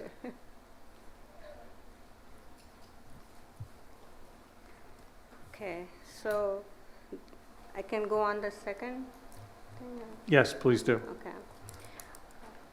So, as you know, for a long time, we've been using Key Bank as our main bank that handles our operating accounts, but we use several other banks. Lately, we have started exploring to see what else available, and like Rich said, and we all agree that if you don't give us what we need, you should not have our $32 million worth of business. So we all agree with that. And that based on that principle, we are researching and we prepare CAFR is just in my head, RFP, and have sent to the several banks. We've been meeting with the banks, discussing what kind of service they can provide us, the best service for the least cost, and we're comparing and collecting data at this point. And we're not just looking for the best service, we are also looking for investment side. So like we have plenty of money, not talking about tens of millions to invest, but we can take a small portion of our fund. We can put in secure CDs where rate can be locked in for 2 to 3 years. and we make significant amount of money based on my conversation with at least 3 banks I talked to for investment part. So in future, we would like to invest a small amount of money where that's secured by FDIC. We're not losing our money. We have lock-in rate for 2 to 3 years. And then we can use that money to fund some small project if you want to do for township. And start with that and see where we are going and then go from there. So there is no risk in doing that. So we are exploring with the bank to get the best service. On the same time, we are also asking for best investment option. And some of the very good advice I have gotten as of now. So we'll keep you posted. We are in work in progress, and we are looking very seriously. I'm very interested, and John and our whole finance department working together to accomplish something with the investment. Are we still looking for multiple banks, or you're looking for a one-stop shop? Because it seems that would be a pretty tough thing to find, just one bank to do everything. Yeah, it won't be one.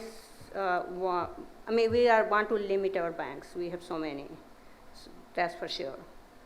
But we want to pick the best one out there that can serve our purpose. There is so much advanced technology there in banks offering, other banks are offering, better service they are offering. Unless Key Bank wants to give us everything that we want, but which we don't know. Maybe they will, because they would be afraid their business is going to go away.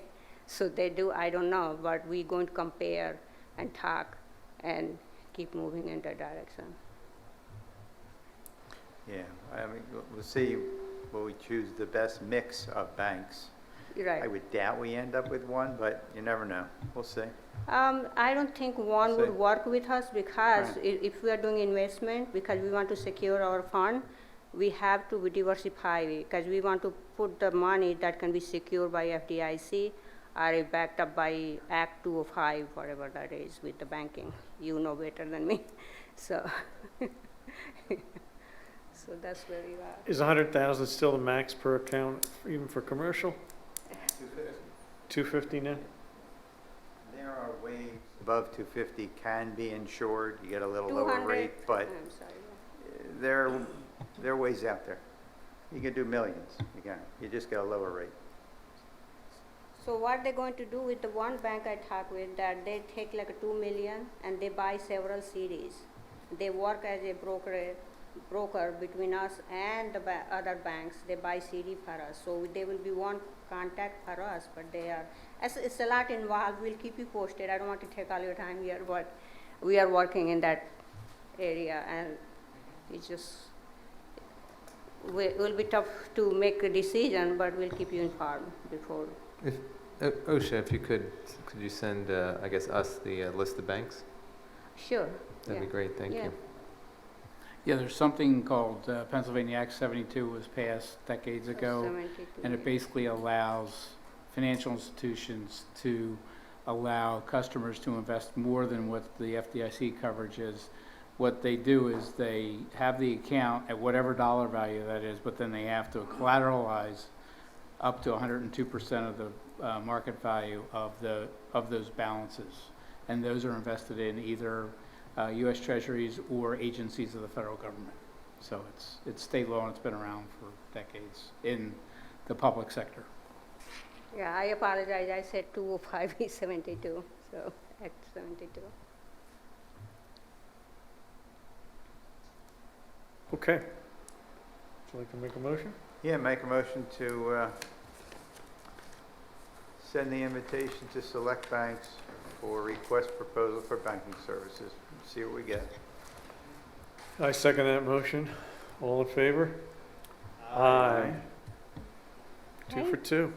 Thank you. Appreciate it.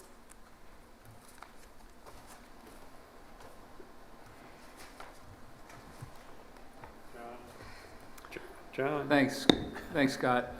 The board has asked the staff over time to make amendments to the employee manual, which is 10 years old at this point, And the first area that we focused on is the paid time off benefits, which include vacation, sick leave, and so on. So that was presented to the board, and we have consensus from the board to move ahead with those amendments. So I'm asking for the board to approve the amendments that were considered by the board earlier this evening. Sure. Peter, make a motion. I'll make a motion to approve the amendments to the employees' paid time off in the employee manual. Do I have a second? Second. All in favor? Aye. Aye. Passed.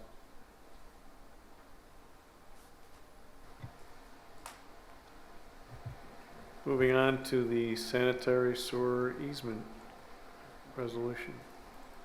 Yes, this is in reference to the easements that we need to obtain for the sale of the sewer system to Aqua. These are old easements that should have been obtained years ago, and we're just cleaning them up now. There's approximately 12 properties that are involved. Some of these probably will not have to go through the entire condemnation process, but we wanted to get it done, the resolution done now, in order to proceed in August when the sale is scheduled. I don't know if you have any questions in reference to that. No. Would you like to make a motion? Yeah, I'll make a motion to approve the sanitary sewer easement condemnation resolution 2022-0013. Do you have a second? I'll second. I'll second. Wasn't turned on. There's too many. All, There's too many on. Yeah. all in favor? Aye.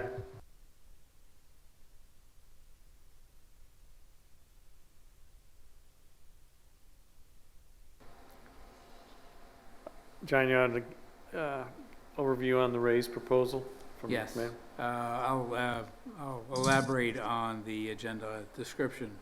We're asking the board tonight to approve the raised proposal from McMahon. The proposal is for topographic survey and preliminary engineering for the Route 30 corridor improvement project. We have Brian Diazzi from McMahon here this evening, I believe remotely, if I'm not mistaken, to give us the details of that. Brian? Yes, John, I'm here. Good evening, everyone. Thanks, John. McMahon has submitted a proposal, a concept topographic survey and preliminary engineering for Route 30, specifically the corridor between about 500 feet west of Plainbrook Road to 500 feet east of Church Road. This is in association with the raised grant that the township is pursuing. And I'll for everyone that doesn't know, RAISE stands for Rebuild American Infrastructure with Sustainability and Equity. That's the grant they're pursuing. So the proposal is being submitted to township for us to initiate the start of engineering, specifically the survey of the corridor, the detailed survey and mapping for the mile or so corridor, as well as the initiate the preliminary engineering that is required as part of the PennDOT project delivery process that's required for any project that has state or federal funding. So the engineering we would start with basically would include some line and grade development, your vertical and horizontal design for the roadway, all the adjacent improvements. Now, I don't know, do I need to go into the details of the actual project? I don't think I need that today. John?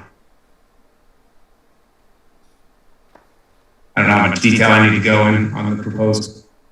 That's up to the board. I know the proposal was valued at $229,000. This is Chris Williams. I can jump in a little bit and provide some background if that would be helpful. Yes, Chris. Sure. So I think the board's familiar with the project. This is a project that was born out of a Route 30 corridor study that the township completed in 2018. And that study looked at the entire length of Route 30 within East Whiteland Township. And Route 30 in East Whiteland Township, for all intents and purposes, this is our main street. This is our commercial corridor. This is as much about improving multimodal transportation, and it's very consistent with the complete streets policy that the township adopted this evening. The scope of this project would improve Route 30 within really the heart of the corridor. The highest priority sections of Route 30 that were identified through the 2018 study were the section of Route 30 from Plainbrook Road to Church Road, and it includes the critical intersection of Route 352. The scope of work includes widening of Route 30 to provide 2 lanes in each direction, maintaining a set of left turn lane for better access along the corridor, providing sidewalk on both sides of the road. Today we have very limited sidewalk along Route 30, and we've got a diverse population along the roadway. We're close to college campuses. We've got folks that live on or near this corridor that not everybody drives, and there are people that rely upon bus transportation, people that rely upon the ability to walk. So this project would not only include road improvements, it would include sidewalk improvements, it includes bike facilities, it includes enhanced bus stops and streetscape elements. And the Route 30 corridor, it's a very mature corridor. It's got older land uses along the corridor. The township has identified this corridor as ripe for revitalization, and this raised project focusing on the core between Plainbrook Road and Church Road would be a real shot in the arm for the revitalization of the corridor. The township has applied for a federal grant to the tune of $22 million, which would largely be used for construction. The engineering is on the responsibility of the township to get the project started. As was mentioned earlier, the raised grant award, which again would go largely to construction, we will not find out about that until August at the soonest. But it's a very aggressive schedule that we're obligated to meet according to the federal rules. And we have to deliver a project that is ready to go to construction essentially by sometime in 2026. So in order to meet that aggressive timeline, the township needs to advance the preliminary engineering sooner than later, even before we find out about the hopefully successful grant award in August. So we want to get started with a survey and preliminary engineering. Any money that the township invests now in survey and in preliminary engineering would not be wasted. Should we not be successful with the grant award in August, the township would intend to reapply, and the information that's gathered now during preliminary engineering could continue to be used as we advance the project. So this is a high priority project for the township, and this is the first step the second step. The first step was applying for the raised grant for construction. That's now in. So now this will be the second step, which is to commence survey and to commence preliminary engineering. And it's all about revitalization of the Lancaster Avenue corridor.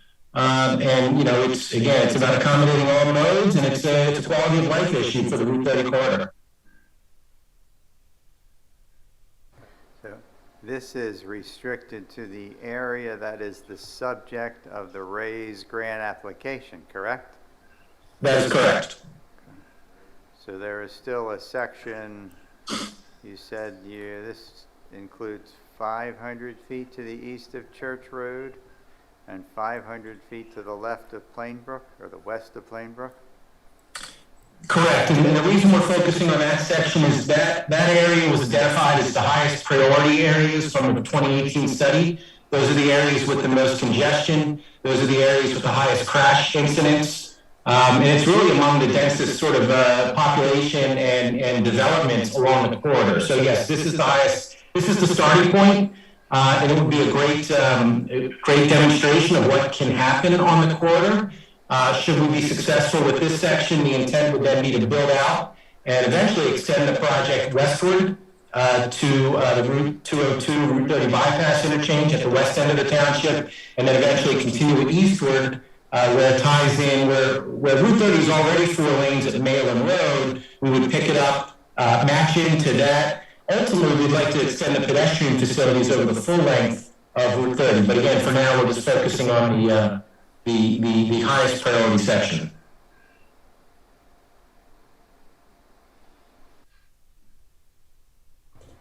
And again, Brian understands that because it is a federal grant, we're obligated to follow the PennDOT design process, and again, it's a very a lot of rules associated with that process, and because of that, it's a time-consuming process. So if we have any chance of meeting these schedule obligations, the township needs to commence now. Brian's familiar with the technical details and requirements of PennDOT and can certainly go into that detail if necessary. What's your estimate of the timing to complete this scope? This, Brian, correct me if I'm wrong, I believe this preliminary engineer survey, so survey is scheduled to start for July. So if the township chooses to proceed this evening, survey will begin in July. Preliminary engineering will begin in, I'll say roughly September. And the scope of work that we've outlined in this proposal would take us into spring of 2023. Brian, correct me if I'm wrong. So we'll know before you even start the design part of it, whether the grant was accepted. That's right, and we can stop at any time. So if the township chooses to put it on ice, we can stop. The survey would still be valuable. Chris, Agreed. I'll add that in the event that we do not get chosen in this particular round of the RAISE grant, we're in a position for the following year to submit the grant application, and this project would potentially enhance us going for the second round. So yeah, we could always pull it if we decided to, but it'll be sitting out there and something that we will utilize. So. And for what it's worth, the survey component is, of the 229,000, the survey component is 70,400. So again, we would likely complete the survey or close to it by the time we find out if the grant is selected in August. And once we have the survey, even at that point, we'll have a decent idea on how much land we will end up having to take, right? That's the purpose of the preliminary engineering. So we need to get through the line and grade, it's called, but we need to lay out the preliminary scope of the improvements, and we'll have a much better handle on what's needed in the way of right-of-way if we complete the scope of work, which would take us into the spring. The survey will tell us what right-of-way is existing and available, so to that, and maybe that's what you're referring to. And by looking at the survey, how far to the north and south of the road will the survey show of the adjacent lands? Yeah, so we'd be doing, our survey would be doing a detailed survey, probably I would say within 50 feet of the right-of-way on either side of the road, and then we'll have aerial mapping that will extend much further beyond that. That requires a little bit less detail, but will provide sufficient information for stormwater analysis, other impacts that within the vicinity of the project. Don, any questions from the? No, there are not. All right. Peter? None. Okay, would you like to make a motion? I'll make a motion to approve, I guess, the funding for McMahon to, what am I missing here? For McMahon to, sure, thank you. For McMahon to prepare a proposal for the RAISE grant. For a topographic survey and preliminary engineering for the Route 30 corridor improvement project in the amount of $229,000. Sorry, I just read it. That's not No fair. expert in it. Not fair. Yes. For the, can you read it again? The topographic survey.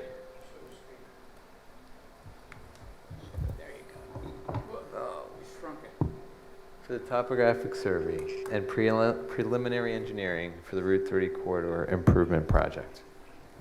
Second? All in favor? Aye. Aye. Thank you very much. We look forward to getting started. Thank you. Thank you, gentlemen. Thank you. Steve, I guess if you can give us a overview on the reorg.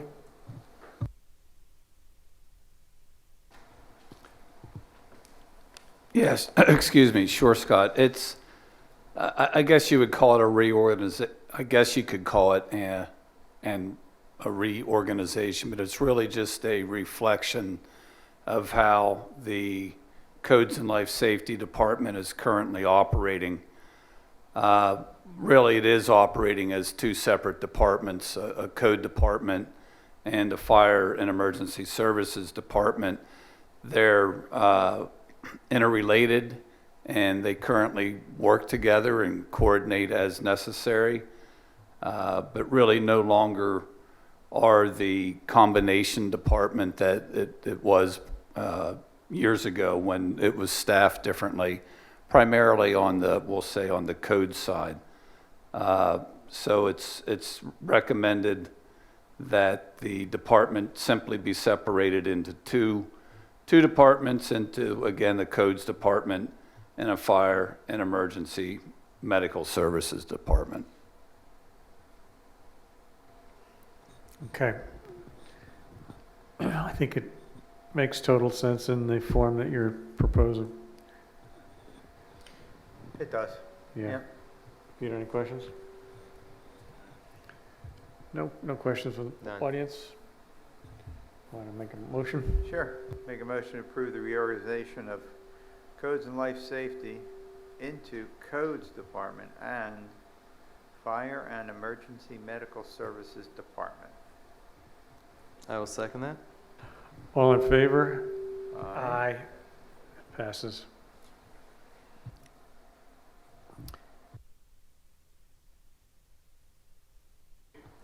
Yeah, I'll keep rolling here. This item is, it's recommended by staff, and this has been discussed with the board on a couple of occasions since the beginning of the year, that we hire additional full-time firefighter emergency medical technicians, and it's recommended that we move ahead with hiring of 3 such positions.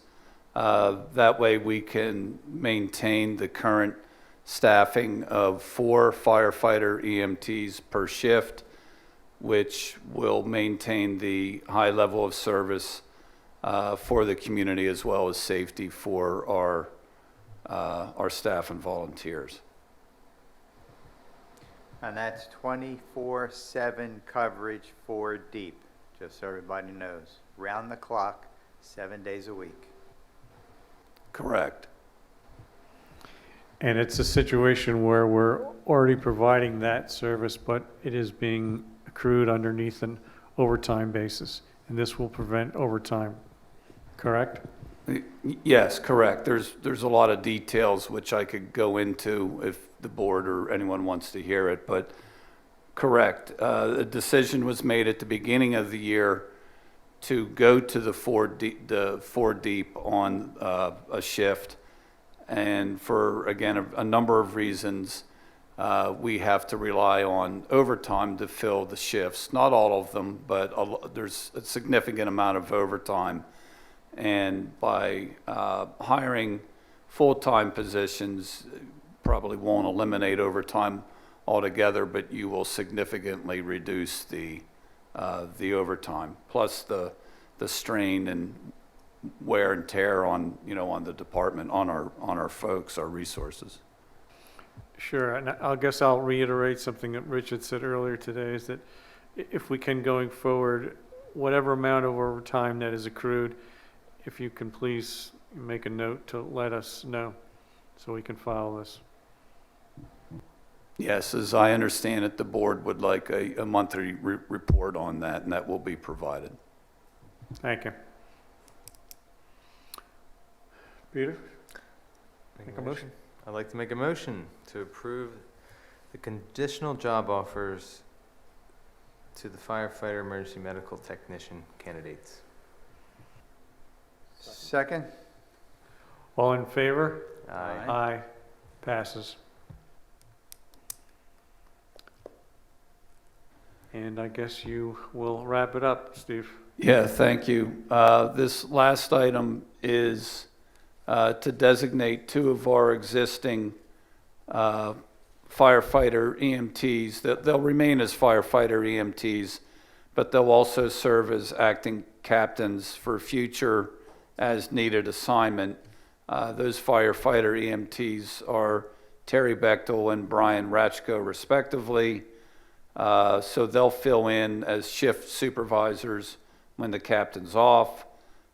We conducted a promotional written exam, and both candidates successfully passed this exam.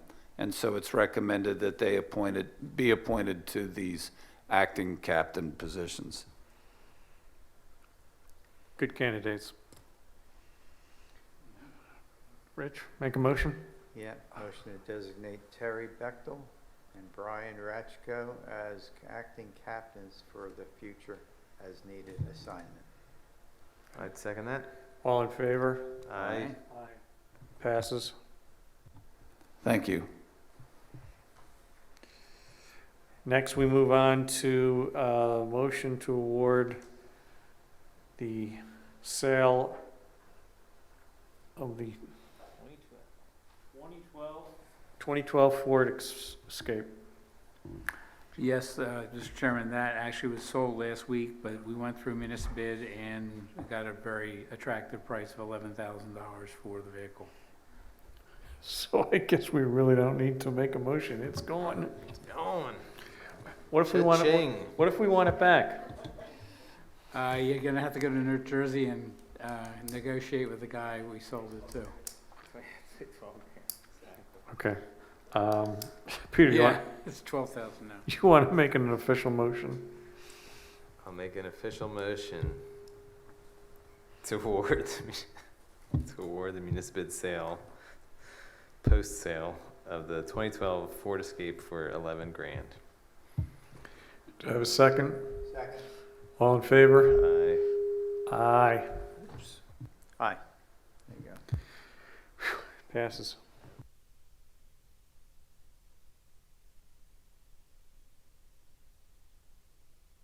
Next, we've got, wake up, John. I know, really. Long day, long night. Right. We are asking for permission to advertise the grinder pump ordinance. This is a result of comments from the DEP on our Backton Hill and Plainbrook sewer projects. They involve some low-pressure sewer and grinder pumps, and they wanted us to clean up our language in our code to really designate the responsibility of the owners of the pumps and townships' enforcement of the maintenance of those pumps. I don't know, that sounds like a tough one. Yeah. Rich, you want to make a motion? Sure. Make a motion to adopt a new grinder pump ordinance amendment. This is motion to advertise. Motion to advertise, okay. Save some time next month. Yeah, really. Just jump over. I second that. All in favor? Aye. Aye.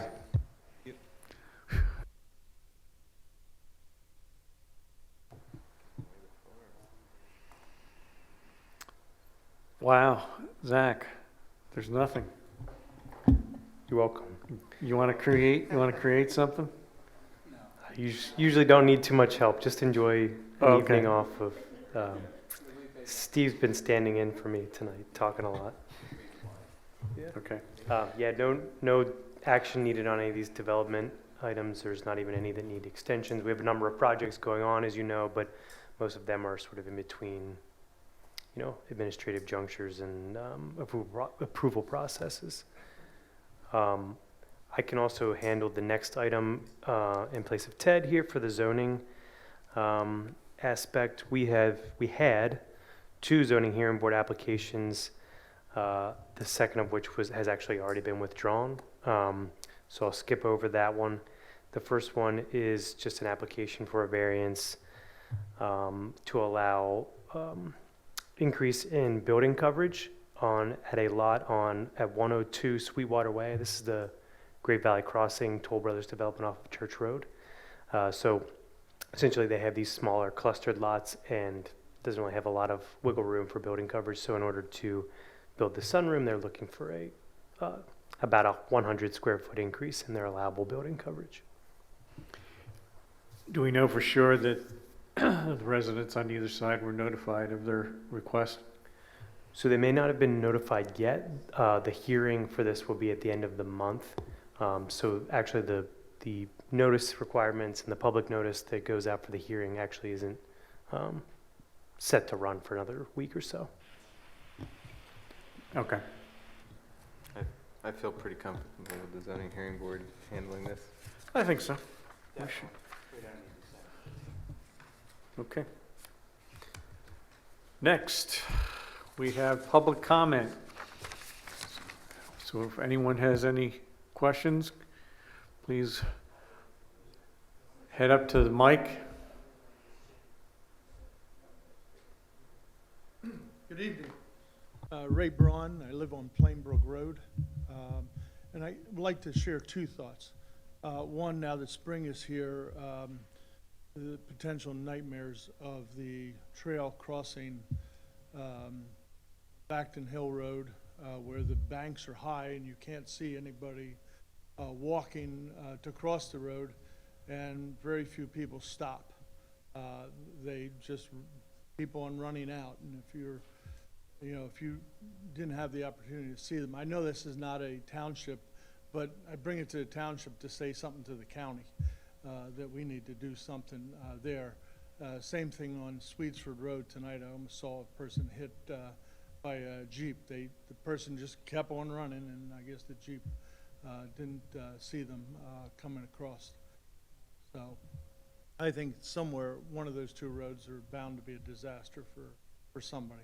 So I just bring a comment and ask the township maybe to ask the county to again look at it. The next part is more personal, is the sewer lines going down Plainbrook Road. I think I chatted by Zoom a number of meetings ago when the sale was being proposed, and the talk was that we would look to the future and we would have sewer lines. And I guess we were hoping that with the sale would have been done by now, and that things would have been already in motion. That I understand in the contract of the sale that Aqua has 1 year from the time of sale to complete the project. At least that's what Aqua told me. Whether that's true or not, I don't know. I asked at that time that I zoomed in that the township would please at least consider continuing the process of getting approvals, getting things in motion, that if the sale doesn't go through, that this project could be complete and we can finally feel free to take showers and do laundry and things like that. That all these other new apartments and all these other new places where I've been a resident for over 30 years, and we've suffered because of that, not being able to do those things. And so I guess I bring to you and just ask you to, not looking for answers, but to at least consider that, with the sale, if it doesn't go through, what happens? Is there a contingency plan? Even if the sale does go through, can the township continue so that maybe we don't have to wait a year for Aqua to do it after their sales? So to that, I thank you guys for your service, and thanks for being able to live in a good township. John, I thought, thank you, Ray, appreciate it. John, I thought we had them set up so that everything would be expedited. Yeah, as Mr. Braun has stated, and John can confirm, you are correct that within a year, Aqua is committed to get that done. I can't predict the future as to what's going to happen with the PUC, but I can bet that if it does get denied, there will be an appeal made by Aqua. And I think, so for your information and for anyone else that's interested, we actually have a weekly meeting with the Aqua team on issues like this. And so we'll certainly bring that up with them this coming Monday. And we'll be getting back to you with any information that we learn from that. I really appreciate that, although it kind of scares me a little bit to hear that if it's not approved, there's an appeal process which moves us back even further and further. Right. After the township has, for years now, going back almost 10 years, has been promising us that we're going to get the sewer lines, even where we attended meetings to prep us for what our costs were going to be and things like that. And I think that was over 10 years ago that happened. So I guess I'm just fearful that, you know, how much further down the pike is this going to become reality? John, can you shed any further light on the situation?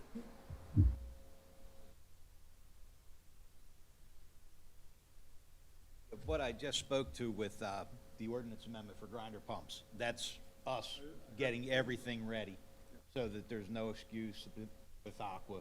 They have everything to start the job. So, and they are well aware that they need to do all this within that first year.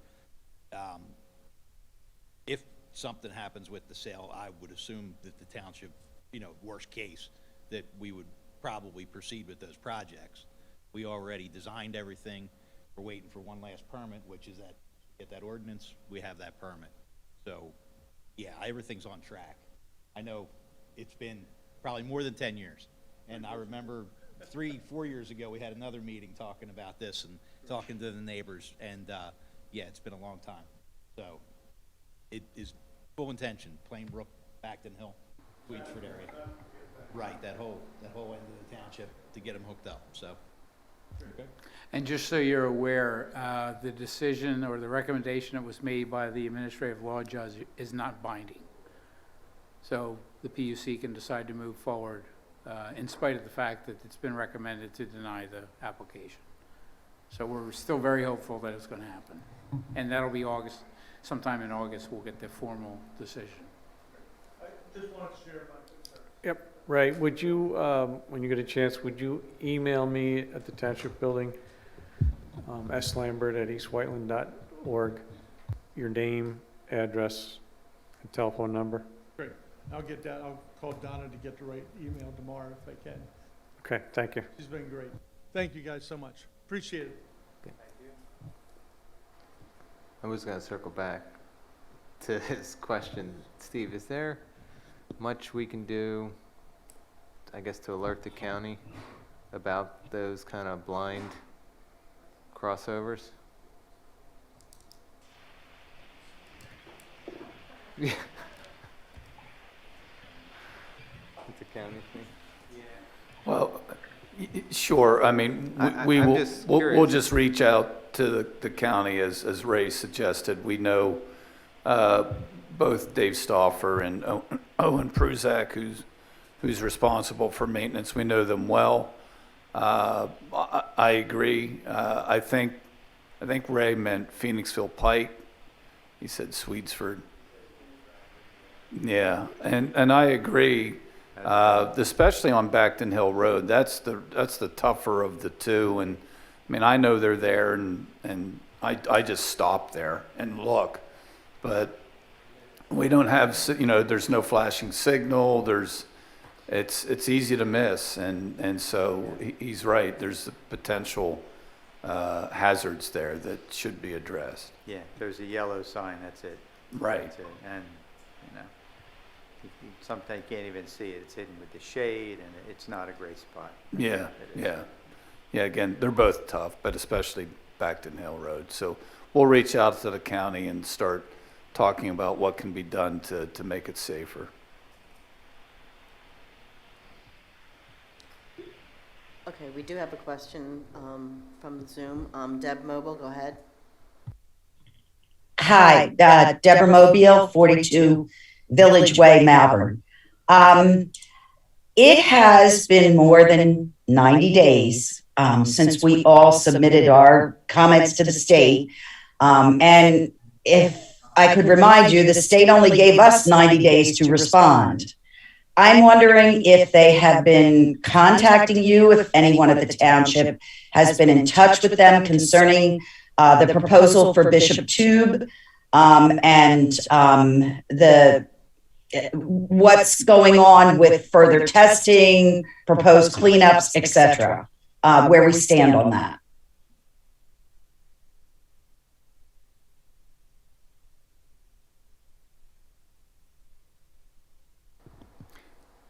Deb, I've not heard from the state, and I have to admit I haven't reached out to them either. I do know that back in April they sent us a letter, but you may be aware of, that they were going to conduct additional testing on, I'm going to butcher it, but the PFAS or the PFAS Yes. chemicals. Mhm. So they are going to do additional testing, but that was something they announced back in April. I have not heard from them since, but I will reach out to Dustin Armstrong at DEP to try to find out what's going on and, you know, get a timeline. Thank you, that would be appreciated. You're welcome.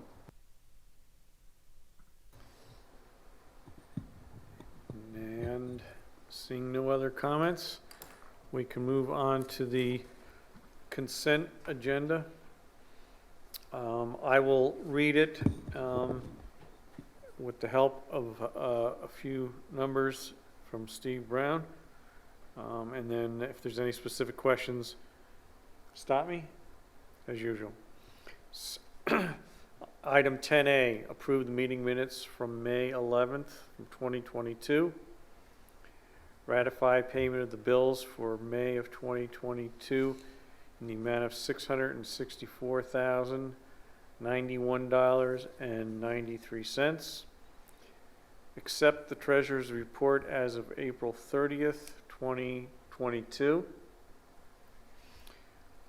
Approve payments in the amount of This is payment number 4 in the amount of $262,175.40 for a total paid to date of $763,808.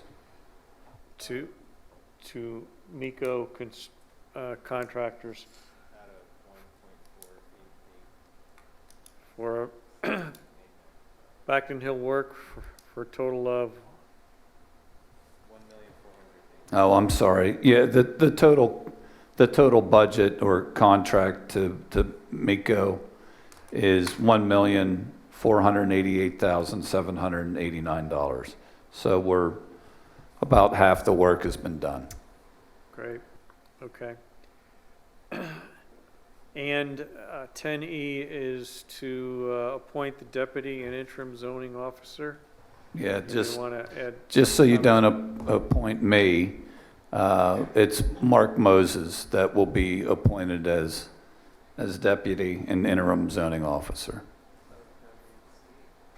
Mark. Congratulations.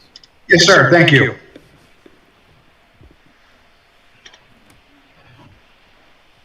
Congratulations. And so I'll ask for a motion. I'll make a motion to approve the June 8th Board of Supervisors consent agenda. A second? Second. All in favor? Aye. Aye. Aye. Passes. Any more comments? Any other comments? Oh. Or adjourned?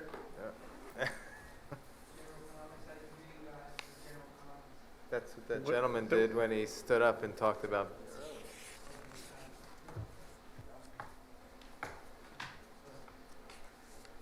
I guess we're doing a reversal here. So come on. If you can go up and speak into the mic. Name and address, please.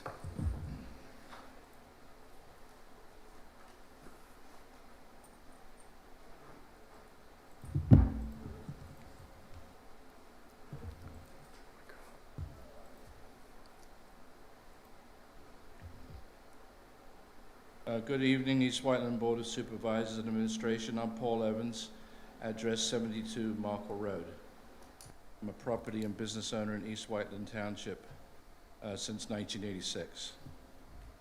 I've come here tonight to open eyes on the matter of corruption in this county, and I will delve into a story of police corruption in a nearby borough for the purpose of bringing to your attention the lack of safeguards that municipalities have against overzealous, even unfounded prosecutions against innocent persons.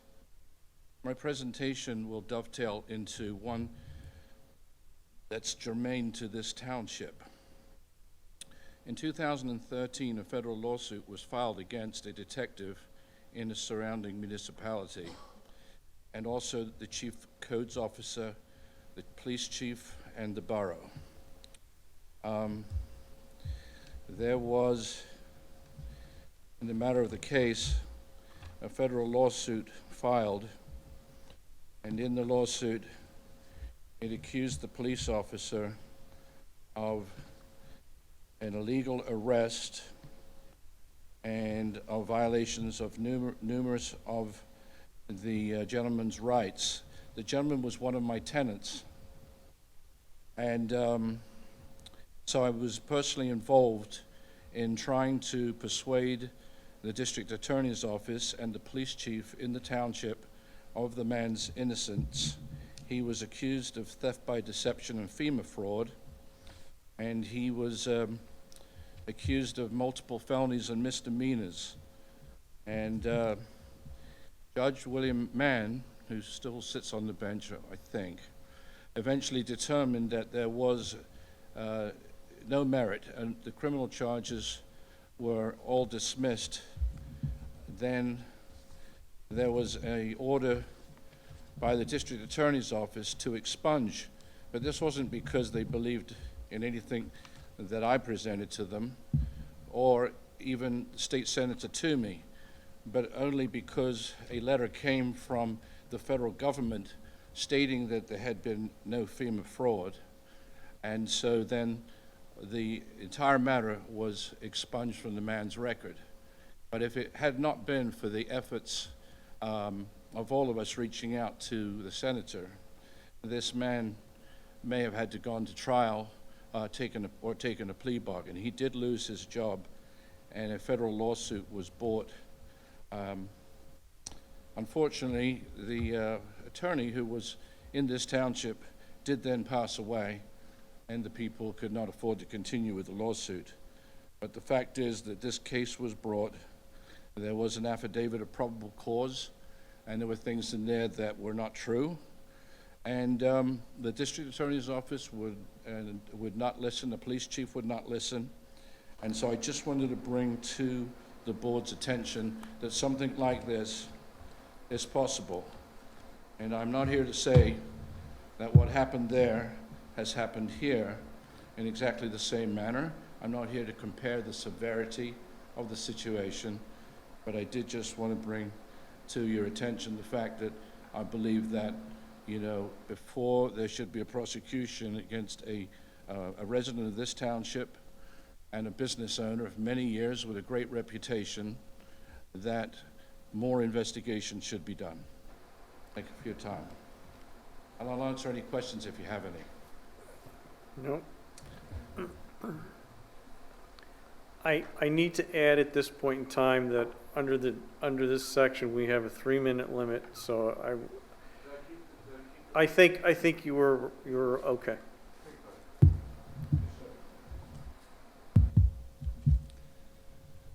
Hello, board and citizens.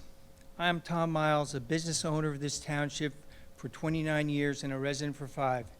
Picking up where Mr. Evans left off, unfortunately, misconduct is currently going on in East Whiteland Township.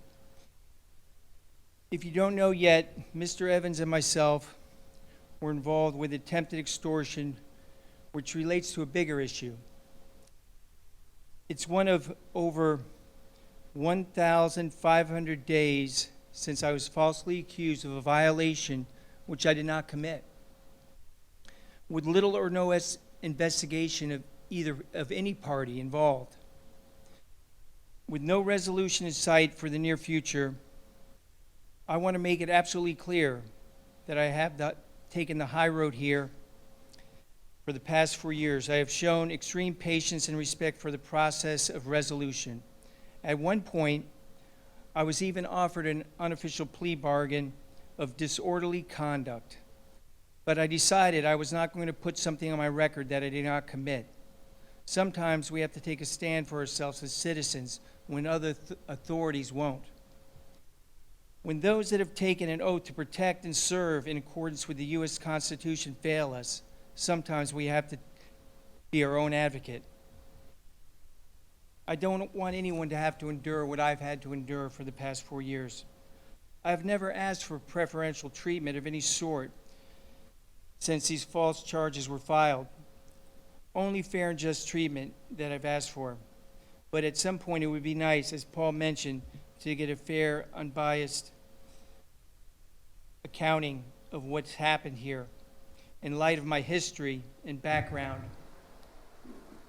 I want everyone in this township to know I pledge to continue to serve this township with respect, fairness, as I have done for the past 29 years running a wellness, holistic medical practice. In turn, I am asking for the same respect and fairness from everyone connected with the township. It will undoubtedly take years to resolve this mess with pre-trial, post-trial litigations, expungement, clearing the internet and such.